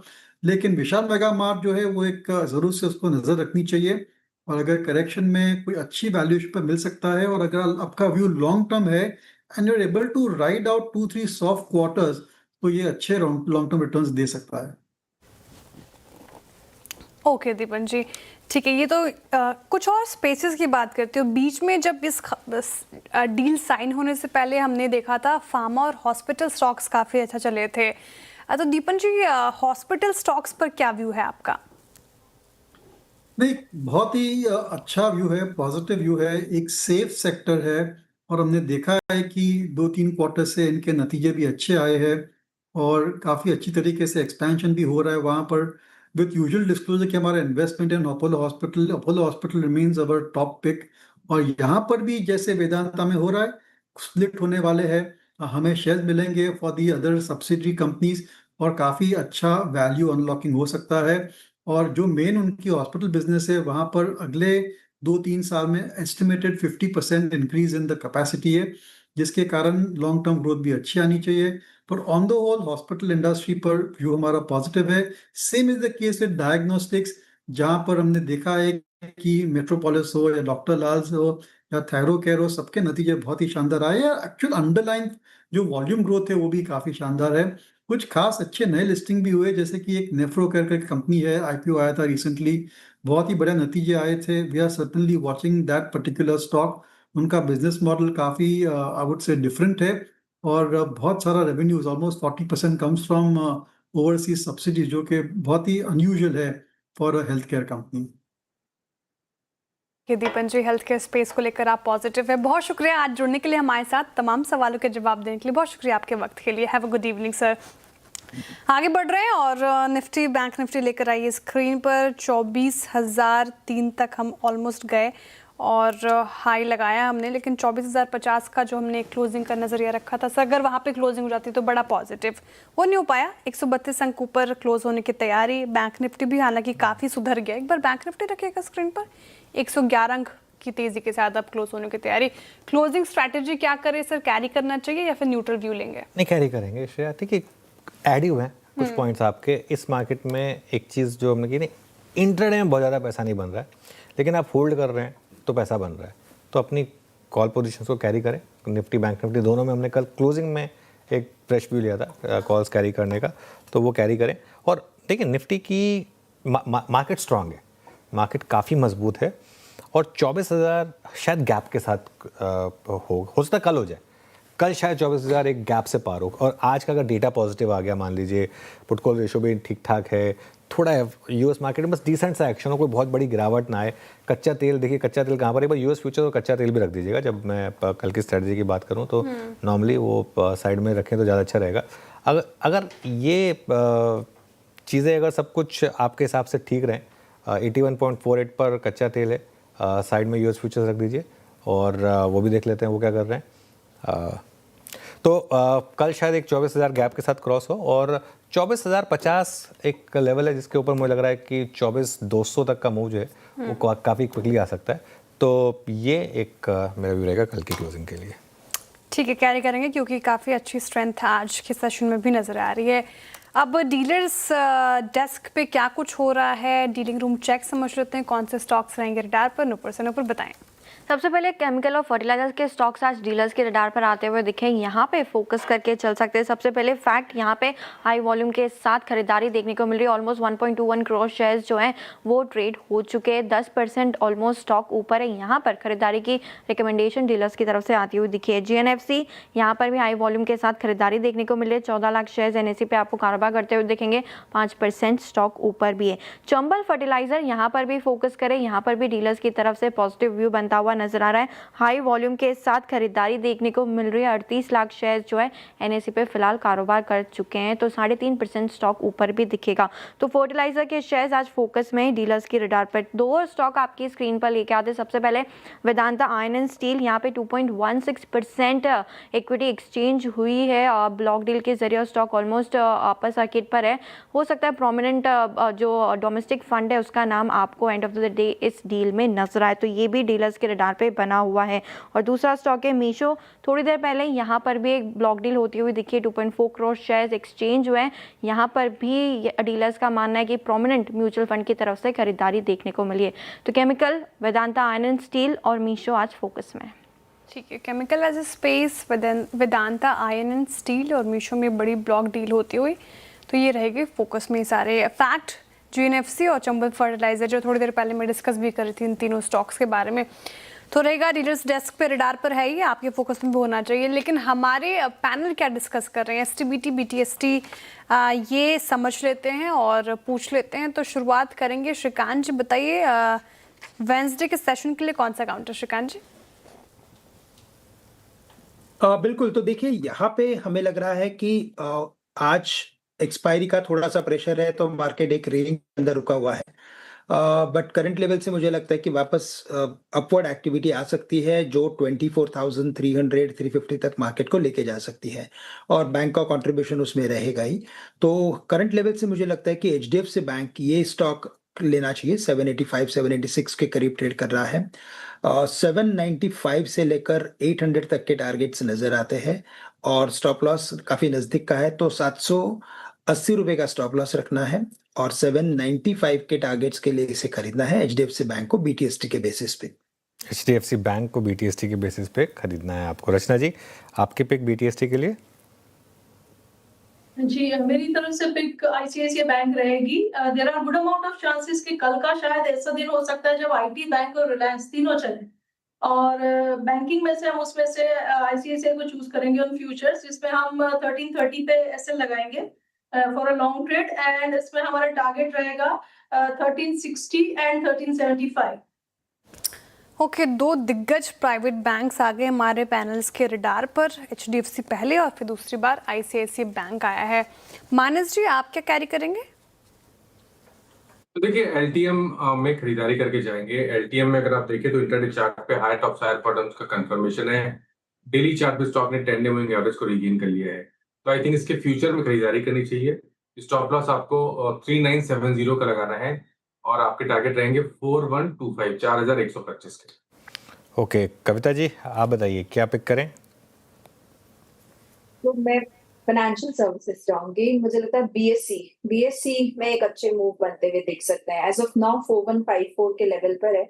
On a weekly chart अपने average support से अच्छा piercing line formation का confirmation देते हुए दिखता है counter. 4250 4300 तक के प्राइस मूव बनते हुए दिखने चाहिए। स्टॉप लॉस मेंटेन करें 41। ओके, BSE हो गई कविता जी की पिक। अमित जी, वेंसडे के लिए कौन सा काउंटर?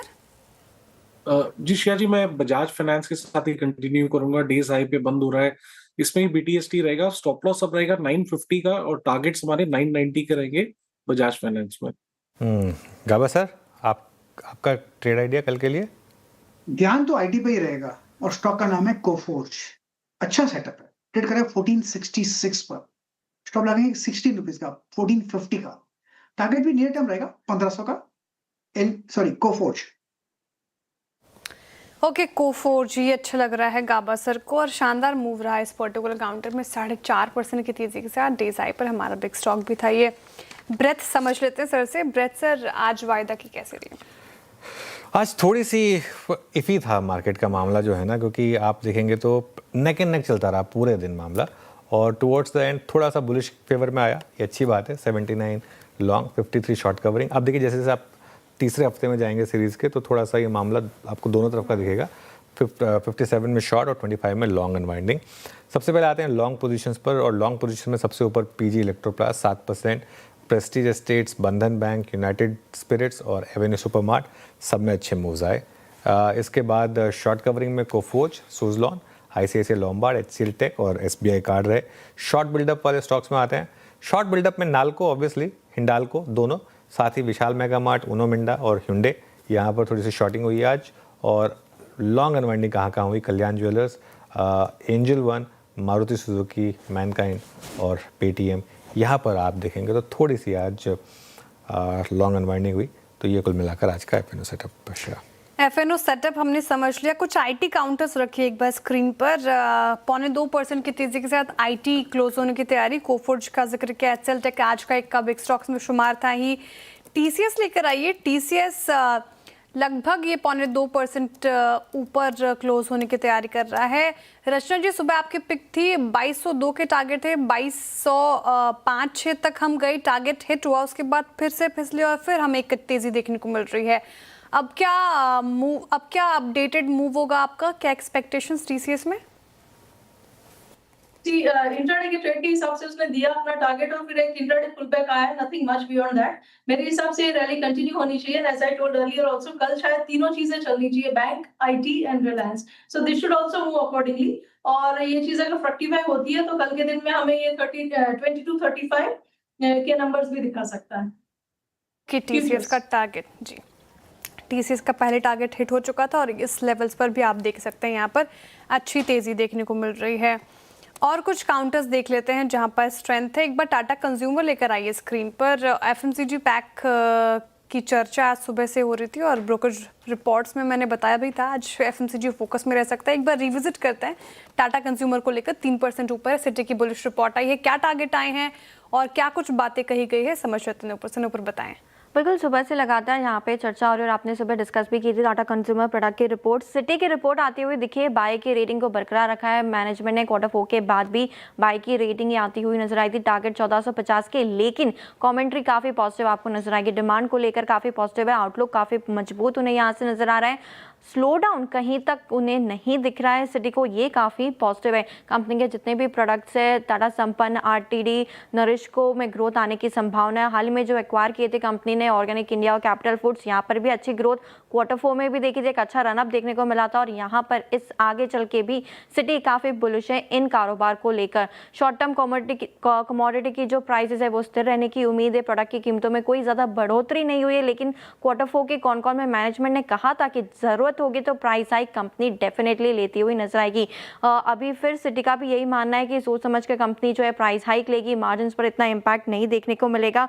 और इनफैक्ट FY27 के जो मार्जिन हैं वो भी इंप्रूव होते हुए दिखेंगे। 50 से 80 बेसिस पॉइंट तक जो है मार्जिन सुधर कर आते हुए नजर आ सकते हैं। 17% के लॉन्ग टर्म मार्जिन का एम्बिशन है कंपनी का। सिटी को भी लगता है कि ये काफ़ी पॉजिटिव रहेगा आगे चल के, आगे के क्वार्टर्स और जो ईयर्स है उसमें। ग्रोथ मोमेंटम बरकरार है, इनोवेशन और डिस्ट्रीब्यूशन काफ़ी अच्छा है कंपनी का, जिसकी वजह से जो डिमांड है उस पर कोई इम्पैक्ट नहीं नजर आता है। स्ट्रक्चरल ड्राइवर्स, मार्जिन एक्सपेंशन जो है वो इंटेक्ट यहाँ पर बने हुए, तो काफ़ी पॉजिटिव है सिटी। FY27 के मार्जिन एक्सपेंशन को लेकर कमोडिटी प्राइसेस अगर हाइक होते हैं तो मैनेजमेंट ने Q4 में इंडिकेट किया था कि प्राइस हाइक जितनी ज़रूरत है वो कंपनी लेती हुई नजर आएगी और इसी वजह से जो है वो मार्जिन भी मेंटेन रखेंगे।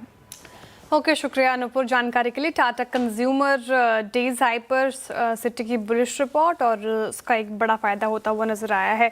कुछ और काउंटर्स डिस्कस कर लेते हैं जो सुबह से ही तेज थे, एक बार रिविजिट करते हैं। एक बार GMR एयरपोर्ट फिर से रखिएगा स्क्रीन पर। और मैनेजमेंट की बुलिश कमेंट्री 109 के पास गया था, लेकिन वहाँ से थोड़ा फिसलता हुआ GMR एयरपोर्ट्स। इस पर एक चार्ट चेक श्रीकांत जी, GMR एयरपोर्ट ये जो फिसला है इसमें खरीदारी की जाए, क्योंकि मैनेजमेंट की जो कमेंट्री है वो काफ़ी बुलिश और ब्रोकरेजेस भी काफ़ी बुलिश नज़र आ रहे हैं GMR एयरपोर्ट को लेकर। बिल्कुल, तो श्रेया जी मुझे लग रहा है कि इसमें एक नई रेंज में आने के बाद most of the time profit booking आती है। लेकिन उस रेंज को ये अच्छी तरीके से मेंटेन कर लेता है और फिर नए टारगेट्स बनाता है। तो इसने 9500 के करीब काफ़ी वक्त निकाला था, उसके बाद 100 से 105 के बीच में अच्छा वक्त निकाला है। अब मुझे लगता है 105 के ऊपर इसकी एक नई रेंज की शुरुआत हुई है और 115 से लेकर 118 तक के लेवल्स नज़र आते हैं। तो मुझे लगता है इनफैक्ट ये अच्छी अपॉर्चुनिटी है, लेकिन थोड़ा पोजिशनल व्यू रखना पड़ेगा क्योंकि ये स्टॉक वैसे लो बीटा स्टॉक है। तो करंट लेवल से 107, 108 के करीब भी खरीदे, थोड़ा करेक्शन अगर और आता है तो और अच्छी बात है। मुझे लगता है कि 105 तक मैक्सिमम इसमें करेक्शन आ सकता है, लेकिन इवेंचुअली 118, 120 के टारगेट्स नज़र आते हैं। बिल्कुल 118, 120 के इवेंचुअल टारगेट्स नज़र आते हैं। यहाँ पर थोड़ा सा ये 110 के आसपास आके थोड़ा सा इसमें दिक्कत आती है वैसे श्रेया, खैर लेकिन काफ़ी स्टॉक्स की क्लोजिंग काफ़ी अच्छी हो रही है। कोफोर्ज डे हाई पर बंद हो रहा है, एकदम एब्सोल्यूट डे हाई पर 4% हायर। HCL टेक एकदम डे हाई पर बंद हो रहा है, करीब करीब 3% हायर। और ये अच्छी बात है, दोनों स्टॉक्स। डिक्सन डे हाई पर बंद हो रहा है एकदम। डिक्सन में गिरावट आई थी लेकिन उसके बाद उसमें बाइंग आ गई। DLF डे हाई पर बंद हो रहा है, एकदम हाईएस्ट पॉइंट पर इनफैक्ट DLF बंद होता हुआ। इसके अलावा एक बार भारती एयरटेल रखिएगा ज़रा स्क्रीन पर।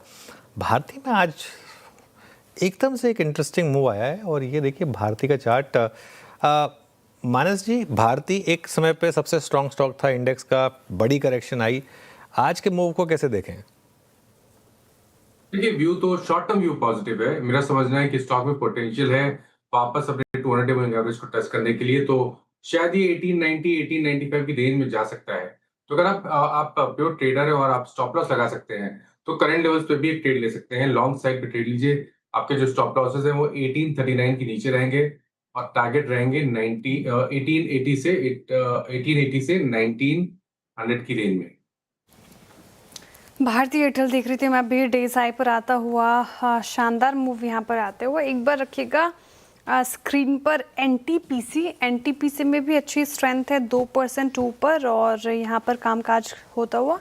एनटीपीसी डेज हाई पर कर रहा है कामकाज। एक बार अमित जी को रखिए स्क्रीन पर। अमित जी, एनटीपीसी इसने भी काफ़ी पेशेंस टेस्ट किया, हालांकि बीच में चला भी था ये स्टॉक, लेकिन उतार चढ़ाव का दौर देखने को मिलता है एनटीपीसी में। क्या व्यू बन रहा है 355 के लेवल पर, क्या किया जाए? श्रेया जी, यहाँ पे हमने अच्छा खासा करेक्शन देखा है। स्टॉक लगभग 390 400 के लेवल्स पे था। करंटली अगर हम स्ट्रक्चर देखें तो वीकली सपोर्ट जोन से रिवर्सल दे रहा है, लेकिन डेली चार्ट्स में हमारा 200 एमआ लगभग 362 के आसपास आता है। अच्छा जोन है। सेलिंग तो लगता है एग्जॉस्ट हुआ है, लेकिन जब तक 362 के ऊपर ना निकले कंफर्मेशन नहीं आएगा। 362 के ऊपर निकलेगा तो I think this pull back is complete. वहां पे हम लॉन्ग कर सकते हैं। कंडीशनल बाय बनता है with a stop loss of 357 and targets of 375। Okay, चलिए ये कुछ आपके लिए इंटरेस्टिंग मूव्स। मीनवाइल एक स्टॉक दिखाइए जरा, अपोलो माइक्रो, डिफेंस का ही एक बहुत बड़ा मल्टीबैगर रहा है पिछले 3 साल में। ये एस्ट्रा माइक्रो नहीं, अपोलो माइक्रो, अपोलो माइक्रो नाम है स्टॉक का। अब यहाँ पर पिछले कुछ मिनटों में अच्छा मूव आया, करीब करीब 3.5% अब स्टॉक ऊपर है। और हाँ, ये वाला स्टॉक लॉयड्स इंजीनियरिंग एक और स्टॉक है जहाँ पर अच्छा मूव आ रहा है इस समय। मैं ऐसे कुछ कैश मार्केट के काउंटर्स देख रहा था जहाँ पर थोड़े से अच्छे मूव आ रहे हैं। लॉयड्स इंजीनियरिंग यहाँ पर काफ़ी अच्छा मूव है। कल्पतरु प्रोजेक्ट्स दिखाइए, one of the recent listings, यहाँ शानदार आज ब्रेकआउट हुआ है। और इनफैक्ट एक थ्योरी होती है कि अगर आप लिस्टिंग डे का हाई क्रॉस करें और ऑल टाइम हाई लगाएं तो नॉर्मली बड़ी रैली आती है उसके बाद स्टॉक में। एक बार इसका ज़रा चार्ट दिखाएंगे, करीब करीब 1 साल का चार्ट दिखाइए ज़रा इसका, कल्पतरु प्रोजेक्ट्स का। ये भी लार्जली मुंबई बेस्ड कंपनी है। देखिए, लिस्टिंग के बाद अच्छे मूव आए थे, लेकिन उसके बाद बड़ी करेक्शन आई थी, 1000 रुपये तक गिरा था और वहाँ से आज ये उस हाई को क्रॉस कर रहा है अपना। इनफैक्ट ये इसका 52 वीक हाई होगा। ये कुछ और स्टॉक्स हैं जहाँ पर अच्छे मूव्स आ रहे हैं। जो स्टॉक्स गिरे उनमें है ओला इलेक्ट्रिक। एक बार ओला लेकर आइए ज़रा, और ओला में एक बार फिर से आप देखें तो बड़ी वाली गिरावट शुरू हुई है। ओला थोड़ा सा नीचे आपको आज ट्रेड करता हुआ दिखाई देगा। ग्रो दिखाइए एक बार ज़रा। ग्रो में इनफैक्ट आज काफ़ी ब्लॉक डील्स हुई थी, सुबह सुबह जाइंट ब्लॉक डील्स हुई थी ग्रो में। और उसके बाद ग्रो यहाँ पर इनफैक्ट आज काफ़ी सेलिंग प्रेशर देखने को मिला। और सुबह मैं देख रहा था जो ब्लॉक डील्स थी, कुछ 15-20 ब्लॉक डील हुई थी सुबह सुबह शायद यहाँ पर, और आई थिंक 150-200 करोड़ के करीब की ब्लॉक डील्स थी यहाँ पर। एक बार ग्रो का चार्ट अमित जी अगर आप देख पाएँ तो, वैसे कैश का स्टॉक है, बिलियन ब्रेन्स वेंचर्स, ग्रो कोई व्यू स्टॉक पर? जी अनुज जी, डेफिनेटली आज के सत्र में यहाँ पे प्रॉफिट बुकिंग लग रही है। सपोर्ट इसका लगभग 50 डेमा 192 193 के आसपास है, वहीं पे स्टॉक ने कंसोलिडेशन किया था। और वैसे भी देखें तो 186 से 190 में एक बाइंग यहाँ पे इमर्ज होती है ग्रो में हमेशा। तो बाय ऑन डिप की रणनीति ज्यादा बेटर रहेगी। 192 193 में मिले तो इसे लॉन्ग करना चाहिए with stop loss of 190। Okay, grow पर ये व्यू हो गया। आज थोड़ा प्रेशर में ब्लॉक डील्स के बाद यहाँ पर लगभग 4% की गिरावट यहाँ पे देखने को मिल रही है। कुछ इंटरेस्टिंग स्टॉक्स देखते हैं। भारतीय एयरटेल में और अच्छा मूव आता हुआ फिर से यहाँ पर जब हम चर्चा करते तब लगभग 0.1%, अब ऑलमोस्ट 1% की तेज़ी, गजब के मूव्स यहाँ पे भारतीय एयरटेल पर आ रहा है। टाइटन रखिएगा स्क्रीन पर। टाइटन पे भी आज ब्रोकरेज रिपोर्ट थी और अपने टॉप पिक्स में शुमार किया गया था टाइटन को, और देखिए यहाँ पर अच्छा मूव। इनफैक्ट आज तो हमारे पैनल ने पिक भी किया था 1.5% की तेज़ी। ICICI बैंक में तो अच्छा है ही मूव। अच्छा, HDFC बैंक, ICICI बैंक में BTST ट्रेड हमारे पैनल ने सुझाया, लेकिन कोटक महिंद्रा बैंक भी रखिए। हालांकि वैसे मूव्स नहीं है in comparison to ICICI, HDFC weak ही नजर आएगा आपको कोटक महिंद्रा बैंक, लेकिन फिर भी ऑलमोस्ट डेज हाई पर क्लोज होने की ये भी तैयारी कर रहा है। कैश के काउंटर्स अभी सर डिस्कस करते, मेरी नज़र नेटवेब पे गई। एक बार नेटवेब रखिएगा स्क्रीन पर। नेटवेब 6% से ज़्यादा की तेज़ी इनफैक्ट आज के सेशन में नेटवेब में नज़र आएगी, और ये ऑलमोस्ट अब डेज हाई पर क्लोज हो रहा है। और पिछले एक महीने में शानदार रिटर्न्स इस पर्टिकुलर काउंटर ने दिए हैं, और 6 महीने का चार्ट भी अगर आप देखें, एक अपग्रेड आई थी क्रिसिल के बाद, उसकी तरफ से एक तरफा भागा। एक महीने में इस काउंटर ने 28% से ज़्यादा रिटर्न दिए, 6 महीने में 50% के करीब करीब रिटर्न दिए नेटवेब ने। हालांकि कल इसमें गिरावट थी, लेकिन आज देखिए जिस तरीके से गिरता है फिर वैसे ही उठता है। नेटवेब टेक्नोलॉजीज यहाँ पर काफ़ी अच्छे मूव्स आते हुए। दिन अच्छा था आज का, स्टॉक स्पेसिफिक एक्शन अच्छे मिले। इटर्नल रख दीजिए। इटर्नल कल भी तेज़ था और आज के सेशन में भी इटर्नल आपको उतार चढ़ाव वाला दिन था इसके लिए, लेकिन फिर भी आप देखिए निचले स्तरों से रिकवर होकर अब ऑलमोस्ट डेज हाई पर क्लोज होने की तैयारी कर रहा है। एक आखिरी पॉसिबली चार्ट चेक आज के सेशन का इटर्नल पर लेना चाहूँगी। गाबा सर, इटर्नल का चार्ट आप देख लीजिए, और कल भी तेज़ी, स्विगी इटर्नल जैसे काउंटर्स में आज भी तेज़ी। कैसा नज़र आ रहा है ये स्टॉक? काफ़ी करेक्ट हो चुका है अपने हाई से। ये 4 दिन से हम तेजी देख रहे हैं। आज का जो मूव है इटर्नल का, एक पॉज मूव है। अब मूव ऑन है लेकिन पॉज है। फ्रेश अप मूव कंटिन्यू करना। बेस्ट बाइंग प्लेसेस जब वो कल का हाई क्रॉस कर लेता है, वो मेरे ख्याल से वो होगा करीब आई थिंक समवेयर अराउंड 260 के 258। जब वो पार कर लेगा वहां पर एक बाय सिग्नल मिलेगा, तब तक मैं कहूंगा इसको अवॉइड करो। इटर्नल अप है, ग्रीन है, I will avoid it. Okay, in levels पर फिलहाल अवॉइड करना है इटर्नल। थोड़ा वेट करेंगे, उसके बाद समझेंगे कि क्या चाल बन रही है इस पर्टिकुलर काउंटर में। क्लोजिंग की तरफ बढ़ रहे हैं और ट्यूसडे की क्लोजिंग बिग वॉल पे समझ लेते हैं। Sir, over to you. बिल्कुल, क्लोजिंग थोड़ी सी आप कह सकते हैं कि थोड़ा मलाल रहेगा, लेकिन इट्स ओके। शानदार मार्केट का मूव रहा है पिछले कुछ दिनों में, और 23,987 24,000 की दहलीज पर ही बंद हुए। बैंक निफ्टी में भी 100 पॉइंट ऐड ही हुए, 57,300। आज का स्टार था निफ्टी आईटी। निफ्टी आईटी में करीब 0.25% की रैली आई, 500 पॉइंट का मूव आया यहाँ पर। ये एक अच्छा मूव रहा। इसके अलावा मिड कैप और स्मॉल कैप, मिड कैप करीब 0.5% ऊपर रहा, स्मॉल कैप ये भी करीब थोड़ा कम 0.4% के करीब। एडवांस डिक्लाइन एडवांसेस के फेवर में था, यानी कि ज़्यादा बढ़ने वाले शेयर ज़्यादा थे, 1800, गिरने वाले शेयर करीब 1300। सेक्टोरल गेनर्स में ऑब्वियसली आईटी था, इसके अलावा realty second day running top gainers में शुमार था। FMCG, energy, oil and gas में ज़्यादा मूव रिलायंस का था, और फाइनेंशियल्स। ड्रैग कहाँ आया? मेटल्स ऑब्वियसली एक लूज़र था आज, 1.5%। ऑटोज़ में थोड़ी प्रॉफिट बुकिंग हुई, PSU बैंक्स में थोड़ी प्रॉफिट बुकिंग हुई, और फार्मा 2 दिन से थोड़ा सा वीकनेस दिखाई रहा है वैसे भी। चलिए निफ्टी गेनर्स पर आते हैं। निफ्टी गेनर्स में सबसे ऊपर आपको दिखाई देगा HCL टेक, आज का टॉप गेनर। 0.4% की रैली हुई यहाँ पर। Tata consumer products, NTPC, HUL, Bajaj Finserv और बजाज फाइनेंस, यहाँ पर भी ठीक ठाक रैली हुई। और अब आते हैं हम आज के लूजर्स पर। सबसे ऊपर हिंडाल्को 3% नीचे, इसके अलावा JSW steel 0.2%, HDFC life, Eicher Motors, Apollo hospitals और इंटरग्लोब एविएशन, जहां पर कल की रैली के बाद आज थोड़ी सी प्रॉफिट बुकिंग आई। ये कुल मिलाकर आज का मार्केट शट और क्लोजिंग जैसे एक्सपेक्टेड थी वैसी नहीं हुई, लेकिन फिर भी ठीक ठाक क्लोजिंग रही आज के भी, ट्यूसडे के सेशन के भी। सोमवार के अच्छी तेज़ी के बाद ट्यूसडे के भी क्लोजिंग ठीक ठाक रही। अब वेंसडे की क्लोजिंग, इनफैक्ट ओपनिंग पर भी ध्यान रहेगा। तो बुधवार यानी कल मुलाकात होगी आप सभी से। सारी समीकरण क्यूज लेकर हम हाजिर होंगे मॉर्निंग कॉल साथ ही मुनाफे की तैयारी में। तब तक के लिए दीजिए इजाजत और देखते रहिए CNBC आवाज़। नमस्कार।